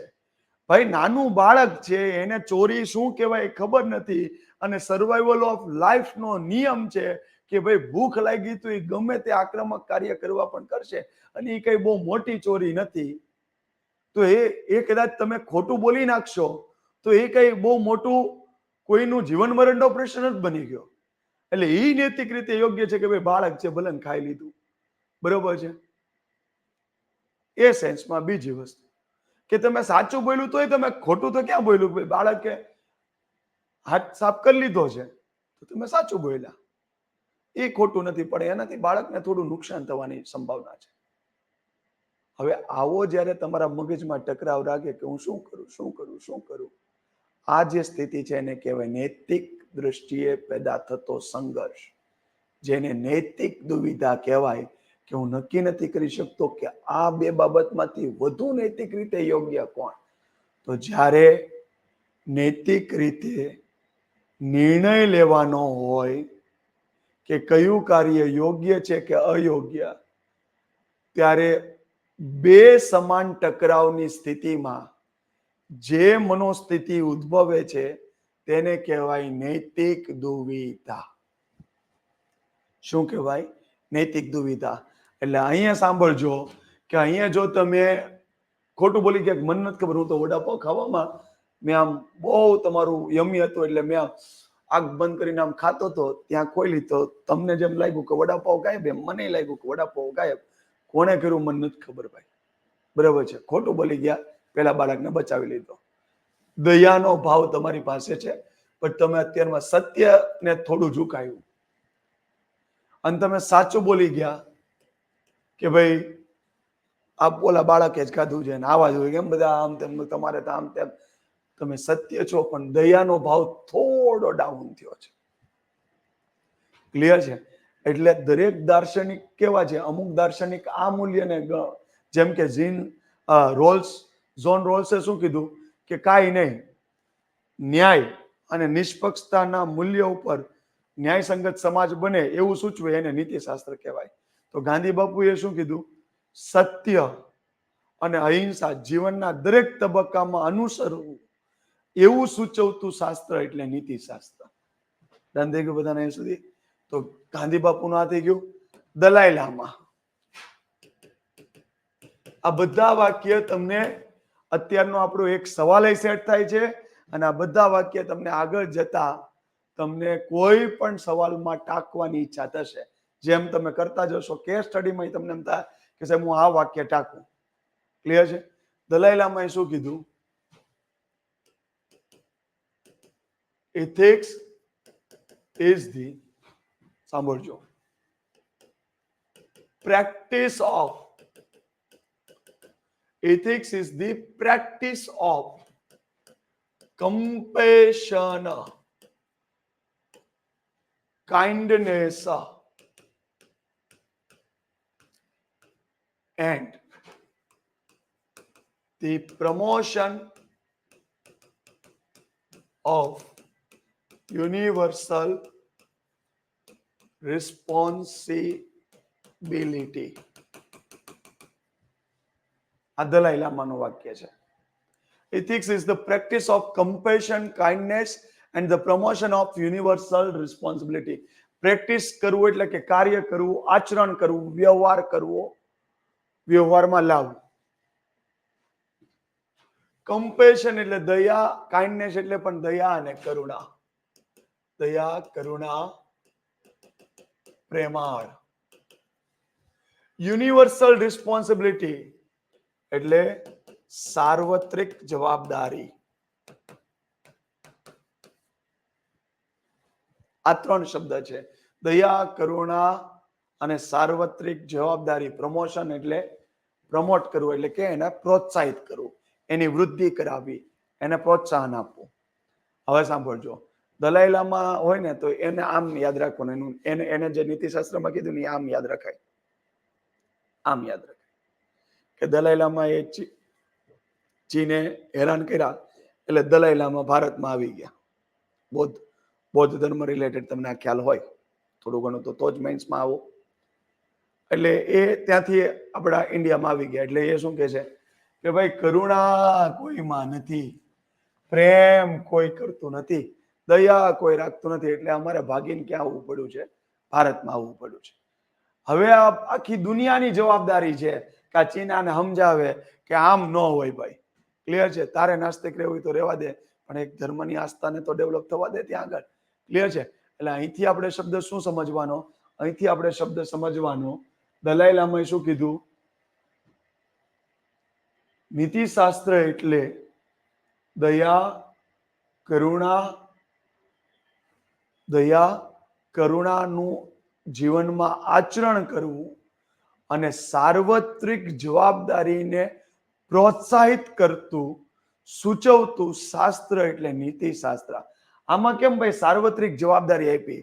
તો એ એમ સમજાવવા માંગે છે કે કોઈને દુઃખી હોય તો એમ નહીં વિચારવાનું મારે હું, તું દુઃખી થા, અને તને કોઈ પૂછવા હોય તો એમ કે તારે હું, એમ નહીં. કોઈનું થાય તો મારે હું, મારું થાય તો કોઈને એમ નહીં કહેવાનું તારે હું, એમ નહીં. આપણી જવાબદારી છે, આપણે સામાજિક પ્રાણી છીએ, સામાજિક સોશિયલ એનિમલ છીએ, તો આપણી જવાબદારી છે કે આપણે બધાને અનુરૂપ જીવન જીવવું. તો અહીંયા ખાસ યાદ રાખજો કે દલાઈ લામાના વાક્યમાં શું હશે કે જીવનમાં દયા, કરુણા પ્રમાણે તમે પ્રેક્ટિસ એટલે કે વ્યવહાર કરો, કાર્ય કરો, આચરણ કરો, અને સાર્વત્રિક જવાબદારીને પ્રોત્સાહિત કરો કે કોઈ એમ તારે હું એમ નહીં, તમે આગળ આવો કે ભાઈ આપણી બધાની જવાબદારી છે, આપણે બધા કામ કરીશું. તો સાર્વત્રિક જવાબદારી સૂચવતું, અનુસરવા માટે પ્રેરતું શાસ્ત્ર એટલે કે એથિક્સ. ક્લિયર છે? આ વસ્તુ પણ તમે ગમે ત્યાં લખી શકો, નિબંધમાં લખી શકો કે સરકારને જ્યારે સુધારાની વાત કરવી હોય, ગુડ ગવર્નન્સ, ત્યારે એમ કે એક વાક્ય એવું લખાય કે ગુડ ગવર્નન્સ, સુશાસન માત્ર સરકારની જ જવાબદારી નથી, નાગરિક પણ પોતાની સાર્વત્રિક જવાબદારીને સ્વીકારીને સરકાર સાથે એક દેશની શાસન વ્યવસ્થામાં રિફોર્મ લાવવા માટે આગળ આવે તો જ સાચા અર્થમાં સુશાસનની વ્યવસ્થા થઈ શકે, તો જ સાચા અર્થમાં રામ રાજ્યની સ્થાપના થઈ શકે. ક્લિયર છે?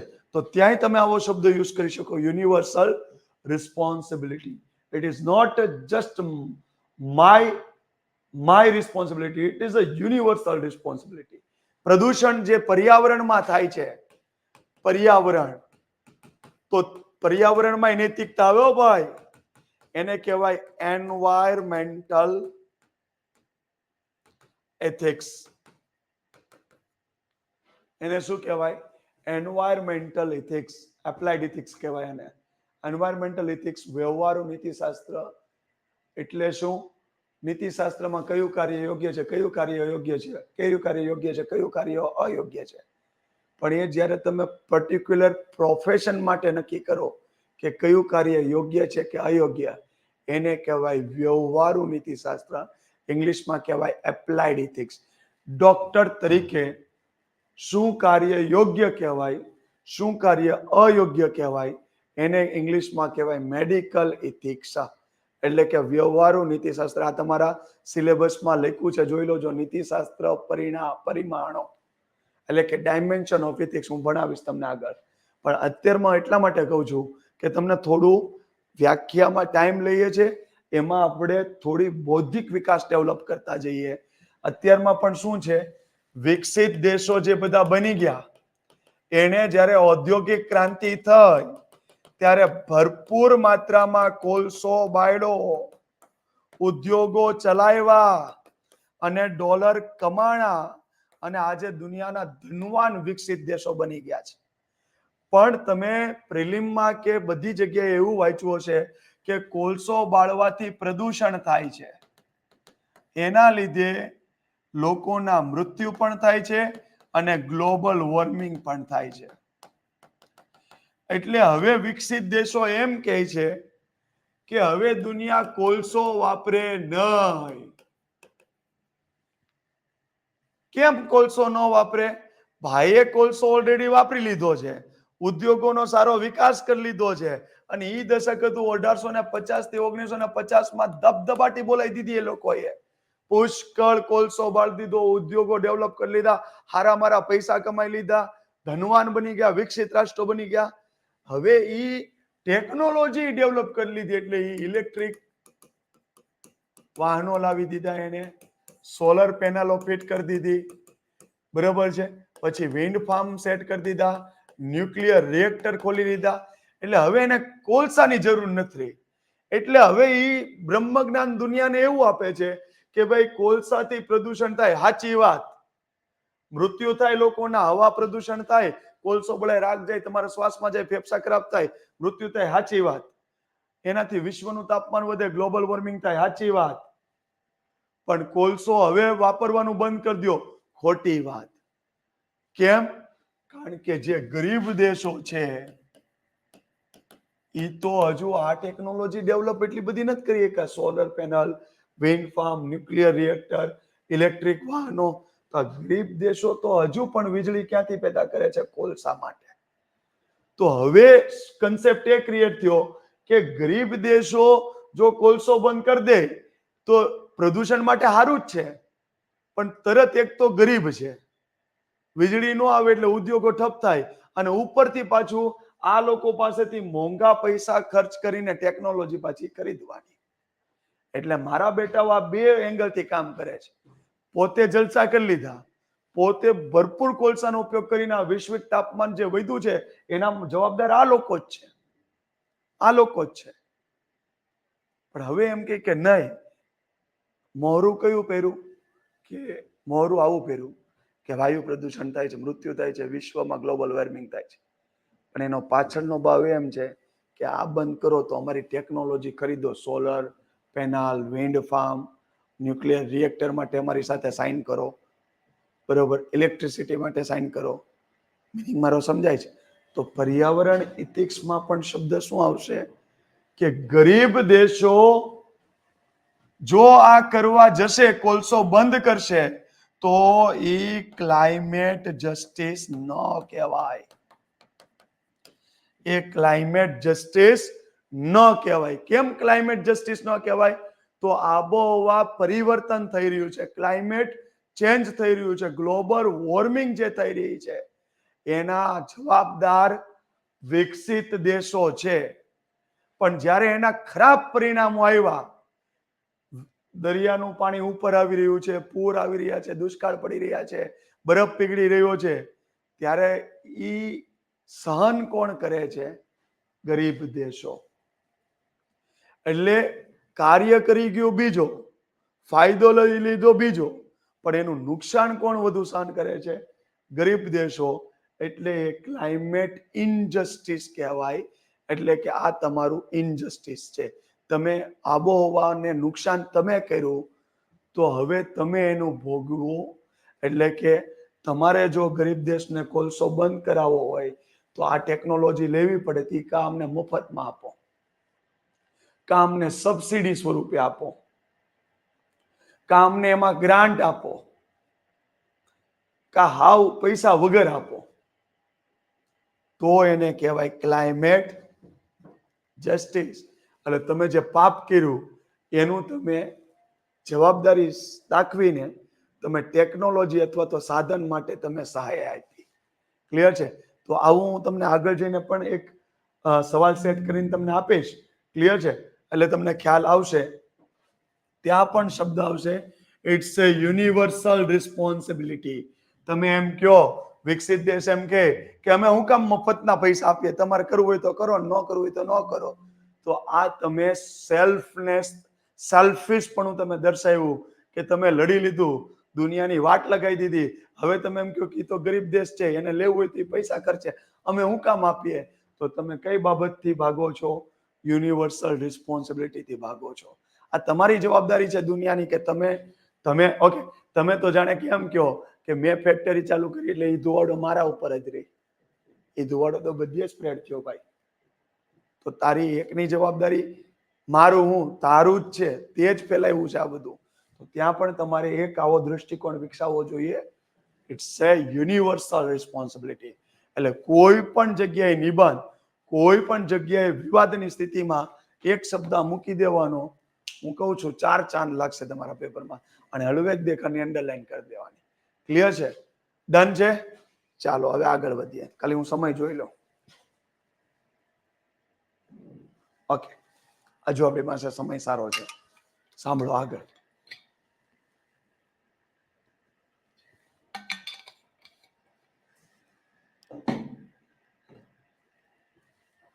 આગળ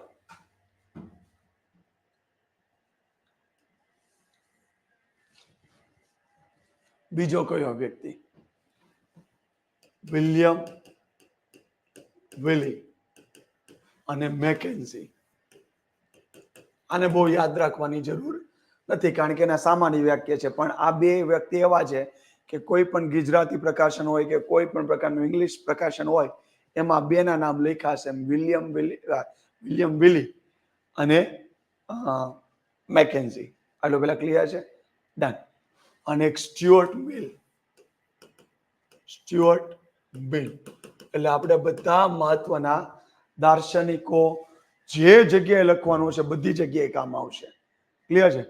હું ઈમાનદારીથી કહું છું કે તમે જો લખતા આવડશે ને તો આજનો લેક્ચર તો તમે તમારા નીતિ શાસ્ત્રના પેપરમાં ગમે ત્યાં યુઝ કરી શકશો, કાં તો જીએસના નિબંધના પેપરમાં તમે ગમે ત્યાં યુઝ કરી શકશો. એટલું ક્લિયર છે? હવે તમને એમ થાય કે સાહેબ અમારે ડીવાયસોમાં અલગથી નિબંધ નથી આવતો, પણ ગુજરાતીમાં તો આવે છે ને, ઇંગ્લિશમાં તો આવે છે ને. તો ઇંગ્લિશનું વાક્ય લખાયું છે અને ગુજરાતીનું લખાયું છે. ક્લિયર છે? ડન. હવે સાંભળો, વિલિયમ વિલીએ શું કીધું? કાર્ય ઉચિત છે કે અનુચિત. પછી એમને કહેતા કે સાહેબ આ શોર્ટમાં લખ્યું, મારી હેન્ડ રિટન પીડીએફ આજે જ ગ્રુપમાં મુકાઈ જશે. ક્લિયર છે? બધું અપ ટુ ડેટ ત્યાં આપેલું હશે. તમને એમ થાય કે મારે જીપીએસસીમાં 250 માર્કનું ઇથિક્સ તૈયાર કરવું છે અને મારે તમારી પાસે નથી આવવું, તો શાંતિથી વાંચીને કરી નાખજો, જાઓ. ક્લિયર છે? અને તમને એમ લાગે કે લેટેસ્ટ અપડેટ આમાં શું હોય, કન્ક્લુઝન માટે લેટેસ્ટ અપડેટ તમારે ફોલો કરવી પડે. શું કામે?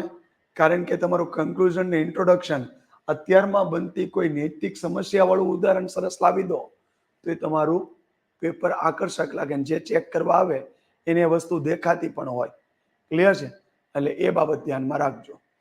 હવે સાંભળજો, વિલિયમ વિલી કાર્ય ઉચિત અનુચિત માટે એક માપદંડ તો હોવું જોઈએ. જેમ કાનૂની ને કાનૂની નથી એના માટે માપદંડ તો છે ને. લો કાયદો બનાવ્યો તો ભંગ કરો તો સજા થાય. હવે કાયદો જ નથી તો હું સજા? તમે તરત કહેશો વકીલ કે સાહેબ મને એવી જોગવાઈ તો બતાવો કે મારા હસીલે હું કર્યું. તો પેલો કે એને મને થપાટ મારી, તને થપાટ મારવાથી મૃત્યુદંડ થાય એવી ક્યાંય જોગવાઈ લખી મને બતાવી છે? વાત બરોબર છે. એનો મતલબ એ કે માપદંડ વગર લો વગર તો ત્યાંય કાનૂની ગેરકાનૂની નહીં હોય. તો અહીંયા શું હશે? નૈતિક માપદંડો. કયું કાર્ય ઉચિત છે કે અનુચિત તે દર્શાવતા નૈતિક માપદંડો જે છે એને વ્યાખ્યા કરતું શાસ્ત્ર એટલે નીતિ શાસ્ત્ર. બોલી જાઉં છું, લખતો નથી કારણ કે બુકમાં લખેલું છે. કોઈ પણ કાર્ય ઉચિત છે કે અનુચિત તે દર્શાવતા નૈતિક માપદંડો ની વ્યાખ્યા આપતું શાસ્ત્ર એટલે નીતિ શાસ્ત્ર.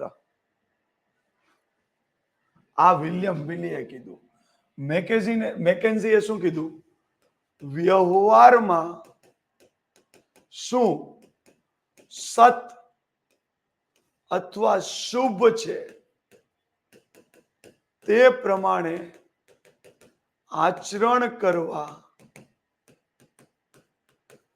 પ્રેરતું શાસ્ત્ર એટલે નીતિ શાસ્ત્ર. એટલે મેકેન્ઝી શું કે કાંઈ જોવો નહીં, પેલો નિયમ કર્યો ને પેલો એમ નહીં. તમે વ્યવહાર કરો છો, કાર્ય કરો છો, આચરણ કરવા જાઓ છો અથવા તો કોઈ નિર્ણય લેવા જાઓ છો તો ખાલી એટલું જોઈ લો કે આ શુભ કહેવાય કે અશુભ. આનાથી બધાને સંતોષ થાય એમ છે કે નથી થાય એમ? તો બાકીનું બધું તેલ લેવા જાઓ, એ કાર્ય કરી નાખો, એ નૈતિક રીતે યોગ્ય જ કહેવાશે. એટલે એને નીતિશાસ્ત્રની વ્યાખ્યા શું કીધું? વ્યવહારમાં જે સત છે એટલે કે સાચું અથવા શુભ છે તે પ્રમાણે આચરણ કરવા પ્રેરણા આપતું શાસ્ત્ર એટલે કે નીતિ શાસ્ત્ર. આપણે જે ભણવાનું છે એમાંથી એક લાસ્ટ, સ્ટુઅર્ટ મિલર એને શું કીધું? મોસ્ટ આઈએમપી સ્ટુઅર્ટ મિલ. મોસ્ટ આઈએમપી આ લખજો.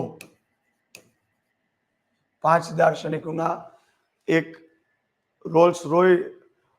જોન રોલ્સ લેવો હોય તો એક સ્ટુઅર્ટ મિલ લેવાય. શું કહે છે? Ethics is the pursuit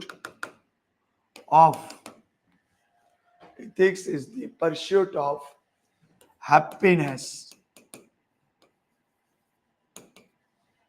Ethics is the pursuit of happiness through principle of utility.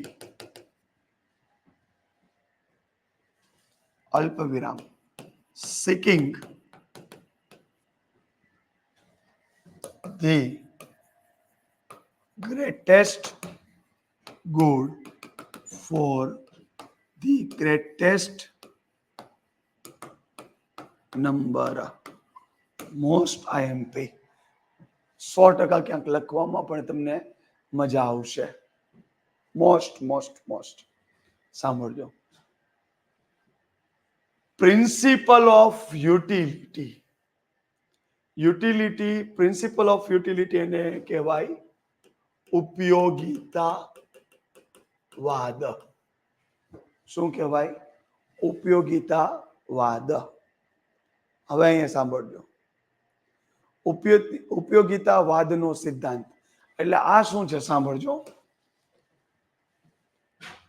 જો ગાંધી બાપુ એમ કહેતા કે સાધન અને સાધ્ય બંને સાત્વિક હોવા જોઈએ. ગાંધી બાપુ એમ કહેતા હતા કે સાધન અને સાધ્ય બંને સાત્વિક હોવા જોઈએ. સાધ્ય એટલે પરિણામ અથવા ફળ, અને સાધન એટલે ઇંગ્લિશમાં ઇન્સ્ટ્રુમેન્ટ.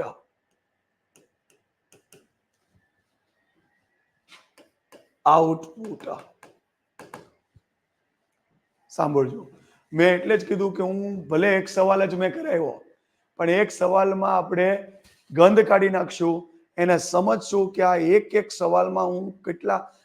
અત્યારમાં આપણે તમને એક સવાલ પૂછશે, ગાંધી બાપુનો જીએસમાં જ પૂછે છે કે સાધન અને સાધુ હોય બંને સાત્વિક હોય, એનું મિનિંગ શું થાય હિસ્ટ્રીના પેપરમાં. તો હકીકતે એ નીતિશાસ્ત્રનો સવાલ પૂછ્યો છે તમને સાહેબ. સાંભળજો, સાધન અને સાધ્ય. સાધનને ઇંગ્લિશમાં કહેવાય ઇન્સ્ટ્રુમેન્ટ, અને સાધ્યને ઇંગ્લિશમાં કહેવાય ફળ. શું આવ્યું, પરિણામ શું આવ્યું, આઉટપુટ શું આવ્યું,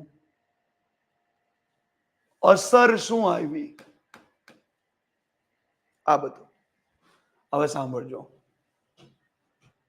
ધારો કે રશિયામાં બોલ્શેવિક ક્રાંતિ થઈ અને એ લોકો આઝાદ થયા. ભારતમાં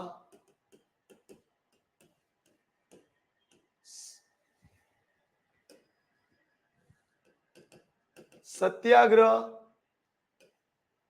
આંદોલન થયા, અહિંસા આંદોલન થયા અને ભારત આઝાદી પ્રાપ્ત કરી.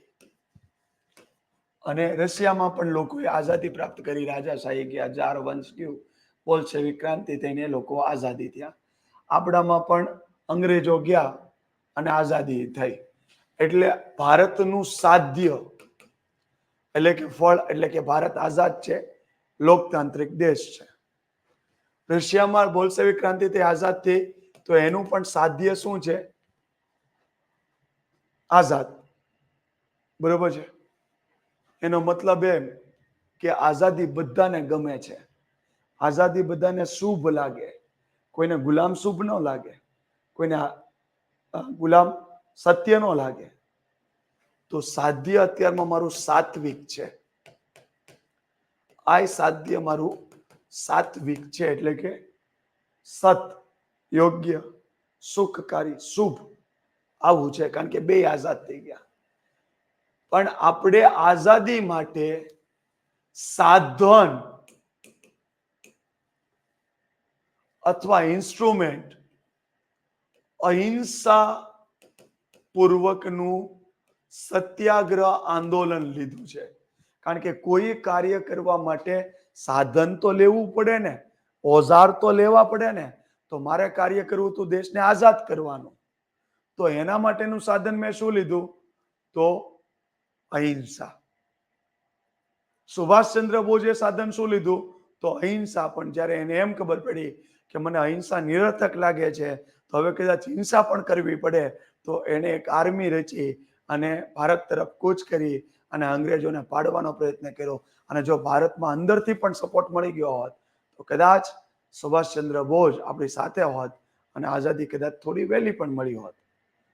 પણ એના ચેલેન્જીસ કદાચ આગળ જતા નેગેટિવ પણ આવ્યા હોત, અને તેમાં આઝાદી થોડી લેટ મળી અહિંસાના લીધે, પણ એના પરિણામ લાંબા ગાળા સુધી સારા પણ આવ્યા હોય. દ્રષ્ટિકોણ છે. અહીંયા હું શું શબ્દ સમજાવું છું? તો અહીંયા આઝાદી એ સાધ્ય છે, પરિણામ છે. એના માટે સાધન શું યુઝ કર્યું, ઇન્સ્ટ્રુમેન્ટ શું યુઝ કર્યું? તો અહિંસા પૂર્વકનું સત્યાગ્રહ. રશિયામાં આઝાદી મળી એટલે કે પરિણામ એનું સાધ્ય, પણ એના માટે સાધન શું યુઝ કર્યું? તો બોલ્શેવિક ક્રાંતિમાં હિંસા હતી. શું હતી? હિંસા હતી. તો બેનું સાધ્ય સાત્વિક છે કે બંને ખુશ, આઝાદી આઝાદી.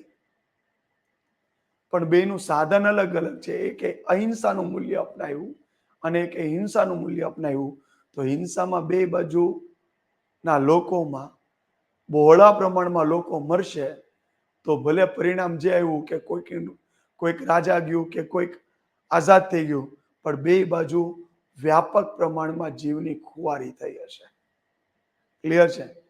એટલે એમ કહેવાય કે યુદ્ધ કોઈ દિવસ, દરેક લોકો જે યુદ્ધ કરતા હોય ને એ દેશે એમ કહેતા હોય કે યુદ્ધ કોઈ પરિણામ આપતું નથી, યુદ્ધમાં કોઈ માણસ જીતતું નથી, યુદ્ધમાં માનવતા જ હારે છે, કારણ કે બે બાજુના માણસ હણાય છે. તો અહીંયા હું શું કહું છું કે ગાંધી બાપુએ શું કીધું કે સાધન અને સાધ્ય બે સાત્વિક હોવા જોઈએ. જેવું ગાંધી બાપુએ અહિંસાપૂર્ણ આંદોલન ચલાવતા હતા અને ચોરાચોરીની ઘટના બની અને એમાં આંદોલનકારીઓએ લોકોને મારી નાખ્યા, પોલીસ સ્ટેશનમાં પેક કરીને સળગાવી દીધા. એટલે તરત ગાંધી બાપુએ ત્યારનું અસહકાર કે જે પણ હતું એને પાછું ખેંચી લીધું ને કીધું કે હજુ તમે પરિપક્વ નથી, કારણ કે ગાંધીજી બાપુના મત મુજબ સાધન અને સાધ્ય બંને સાત્વિક હોવા જોઈએ. પરિણામ સારું આવે, પણ જો એના માટે ગમે તેવો રસ્તો સિલેક્ટ કરી લીધો તો એ જસ્ટિફાઈ કરશે નહીં. એટલે સાંભળજો, નીતિશાસ્ત્રમાં બે એંગલ છે. એક એંગલ છે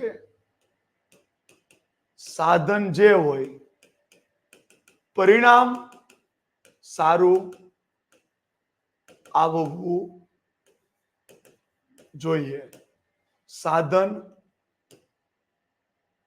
જે હોય એ મેટર કરતું નથી. પરિણામ સારું આવ્યું, બધાને સુખ મળ્યું, શાંતિ મળી, સાધન ભલે ગમે તે વાપર્યું તો ઈ નૈતિક છે. આવું જ્યારે કહેવામાં આવે ત્યારે સિદ્ધાંતને કહેવાય પરિણામવાદ. ઇંગ્લિશમાં કહેવાય કોન્સિક્વન્શિયાલિઝમ. એમાં બે ભાગ આવે છે. એમાં એક શબ્દ છે ઉપયોગિતાવાદ અને એક શબ્દ છે સુખવાદ. ઉપયોગિતાવાદને ઇંગ્લિશમાં કહેવાય, ઉપયોગીને કહેવાય યુટિલિટેરિયાનિઝમ અને સુખવાદને કહેવાય હેડોનિઝમ. એટલે આ વસ્તુ શું કરશે કે હિંસા કરો, કાંઈ વાંધો નહીં, અહિંસાનું મૂલ્યને તેલ લેવા જવા દો, હિંસા કરો, મારકાપ કરો, આઝાદ થઈ જાઓ. અને એ રીતના દેશના લોકો તો ખુશી મનાવશે ને, એ ભાઈ આઝાદ થઈ ગયા, એ ભાઈ બરોબર. ભલે 1 લાખ લોકોને મારવા પડ્યા, જેમ અશોકાએ કલિંગનું યુદ્ધ કર્યું, જીતી ગયો, પણ એનું હૃદય પરિવર્તન થઈ ગયું કે આ અમારી જીત શું કામની, મેં દુશ્મનોને માર્યા, એમ મારા સૈનિકો દિવ્યાંગ થઈ ગયા, પગ કપાઈ ગયા, કોકના હાથ કપાઈ ગયા, કોક મરી ગયું, કોઈક જીવવા માટે આખી જિંદગી મજબૂર થઈ ગયો, તો મારી આવી જીત શું કામની? તો એનું પરિણામ તો સુખ જ હતું કે એના રાજ્યના લોકો તો ખુશ થઈ ગયા કે આપણો રાજા ચક્રવર્તી છે, સમ્રાટ અશોક, કે એને સામેવાળા દુશ્મન કલિંગને હરાવી દીધું. તો એ તો લોકો ખુશ હતા, પણ એનું જ્યારે હિંસા જે જોઈ અને એનું જે જોયું કે ઓહો આ હિંસાથી નહીં, પછી એ ધર્મ વિજયી બને છે. એટલે કે યુદ્ધ કરવાથી વિજય મેળવાય નહીં, ધર્મ કરવાથી વિજય મેળવાય. એટલે એને બૌદ્ધ ધર્મનો પ્રચાર કરે છે અને બૌદ્ધ દ્વારા બીજા દેશોને પોતાની સાથે જોડે છે, પેલા યુદ્ધ કરીને પછી ધર્મ. તો અહીંયા હું શું કહું છું કે આ એક જ કન્સેપ્ટ ઉપર જોશે, પરિણામ સારું આવ્યું, બધાને ગમ્યું, ચોરી કરી તો કાંઈ વાંધો નહીં, પેપર ચોરી કરીને જીપીએસસી પાસ થઈ ગયો, આખું પરિવાર ખુશ થઈ ગયું, પેંડા વેચવા માંડ્યો, તો આપણા પરિવાર માટે નૈતિક છે. ભલે તું ચોરી કરીને આવ્યો હોય, ભલે તે સેટિંગ કરી લીધું હોય, તો ઈ એમ કહેવાશે કે પરિણામવાદ. પરિણામ સારું તો કાર્ય સારું, સાધન બંને ગમે તે યુઝ કર્યું હોય, પરિણામ આખા પરિવારને ઉપયોગી થાય એમ છે. તમે તમારા સમાજમાં કલેક્ટર બનીને જાઓ, પર્ટિક્યુલર સમાજમાં ગમે તેમ પાટિયા બેહાડીને, તો સમાજ ખુશ થઈ ગયો, ઓહો એ આપણા સાહેબ, આપણા સમાજમાંથી એક સાહેબ આઈએસ બનાવો, હવે આપણા સમાજનું કામ થાય. સાચી વાત, પરિણામ સમાજ માટે નૈતિક લાગે છે, આપણો આપને કામમાં આવશે, પણ એને રસ્તો ક્યાંક થોડો કદાચ ખોટો યુઝ કર્યો હશે અને હકીકતે પાછો એ ભલે સેટિંગ કરીને આઈએસ બની ગયો હોય, પણ પાછો એ દયાળુ તો છે, પ્રેમાળુ તો છે, સમાજના બધા કામ કરવા માટે તૈયાર છે.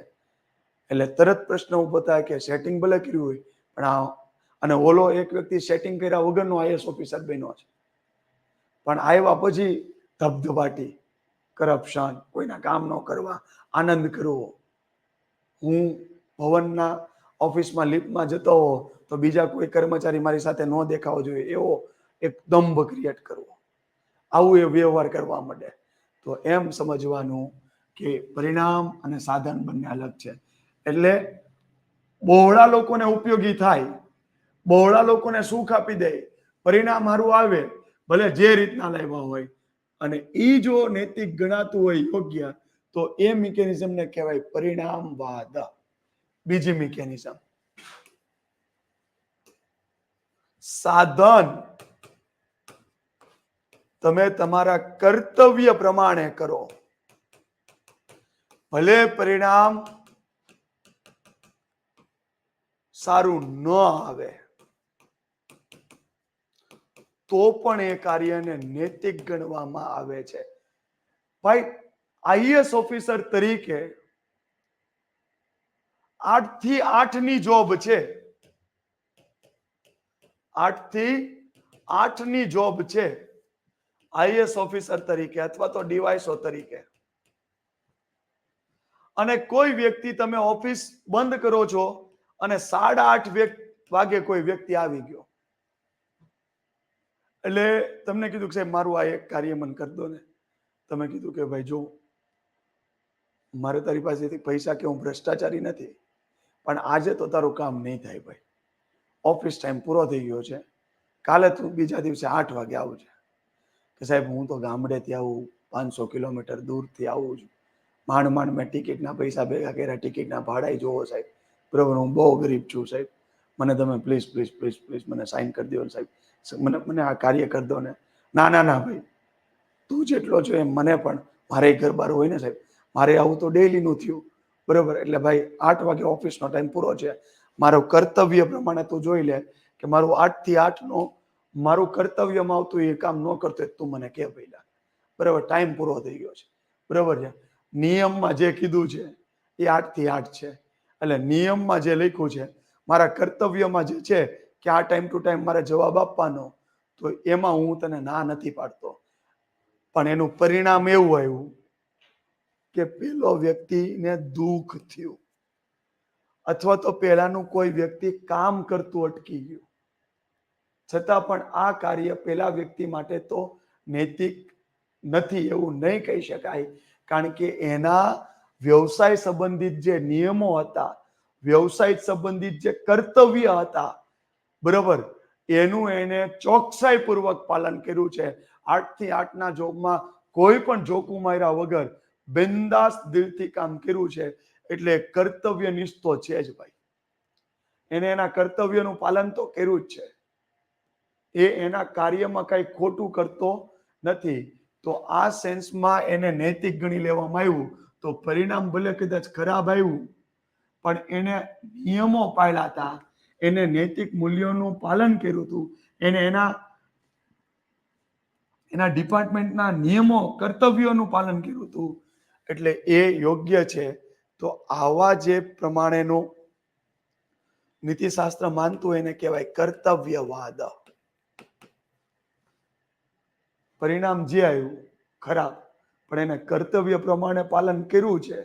ડોક્ટર સર્જરી કરે તો ક્યારેક કોઈકનું મૃત્યુ થાય જ, તો મૃત્યુ એ પરિણામ ખરાબ આવ્યું, પણ ડોક્ટરે સર્જરીમાં બનતો પ્રયત્ન કર્યો, એની પાસે જેટલું મેડિકલ નોલેજ હતું, એની પાસે જેટલી ટેકનોલોજી હતી, બધી અપ્લાય કરી દીધી, એને કર્તવ્યનું પાલન કર્યું, છતાંય મૃત્યુ થયું, બરોબર. તો એમ ન કહેવાય કે આ નૈતિક રીતે અયોગ્ય છે, કારણ કે પરિણામ તો ખરાબ આવ્યું, લોકો એના પરિવારવાળા કકળાટ કરશે, રુદન કરશે, પણ એને કર્તવ્યનું પાલન કર્યું હતું, તો એને કહેવાય કર્તવ્યવાદ, એને કહેવાય ડિઓન્ટોલોજી, બરોબર છે. કર્તવ્યવાદમાં માને છે ઇમેન્યુઅલ કાન્ટ, આગળ હું તમને સમજાવીશ, ઇમેન્યુઅલ કાન્ટ. અને પરિણામવાદમાં માને છે સ્ટુઅર્ટ મિલ. એટલા માટે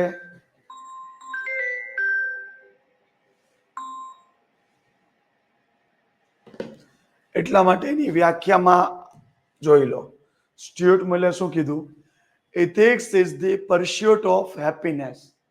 એટલે એના વાક્યમાં ઈ એમ માને છે કે કર્તવ્યનું પાલન ન કાંઈ વાંધો નહીં, કર્તવ્યનું પાલન ન થાય કાંઈ વાંધો નહીં, પરિણામ સારું આવ્યું, બધા ખુશ થઈ ગયા, બધાને ઉપયોગી થયું, હાલો એ કામ સારું જ હોય. જોતા નહીં કે એને હિંસા કરી કે અહિંસા કરી. તો સ્ટુઅર્ટ મિલમાં શું આવશે? Ethics is the pursuit of happiness, એટલે કે સુખની પ્રાપ્તિ, સુખની ઝંખના, સુખને મેળવવું થ્રુ પ્રેક્ટિસ ઓફ યુટિલિટી, એટલે ઉપયોગિતાના સિદ્ધાંત ઉપર. એટલે એવું કાર્ય કરો કે બહોળા લોકોને ઉપયોગી થાય. એટલે આપણે બધા, તમે રોબિન હુડ કહો છો ને, રોબિન હુડ બધી મૂવીમાં એવો હીરો બતાવે કે ચોરી કરતો હોય પણ એના પૈસા અનાથ આશ્રમમાં આપી દેતો હોય. એને કાર્ય કર્યું છે ચોરી, સાધન યુઝ કર્યું છે ખોટું, કર્તવ્યનું પાલન નથી કર્યું, પણ આજે એમને કીધા સાહેબ ચોરનું કર્તવ્ય એ હોય ને કે ચોરી કરવી, એને સાધન ખોટું યુઝ કર્યું છે, પણ એનું પરિણામ જોવો કે પૈસા લે છે ચોરી કરીને, લૂંટીને કોઈકને, અને બધા અનાથ આશ્રમમાં આપી દે છે. એટલે આપણે મૂવીમાં એને રોબિનહુડ બતાવીએ છીએ. તો એ રોબિનહુડ નીતિશાસ્ત્રના એંગલથી પ્રિન્સિપલ ઓફ યુટિલિટીના ઉપર છે કે એ જે કાર્ય કરે છે એ બધાને ઉપયોગી થાય એવું નહીં, એનાથી એ સુખ મેળવે છે. એટલે પોતાનું વ્યક્તિગત ઉપયોગિતાની, બહોળા લોકોની.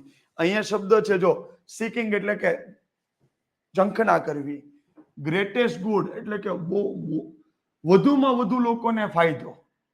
કારણ કે જેને ચોરી કરી એ બે વ્યક્તિ તો નુકસાન થયું ને. અહીં એમ ન થાય બધાને જ.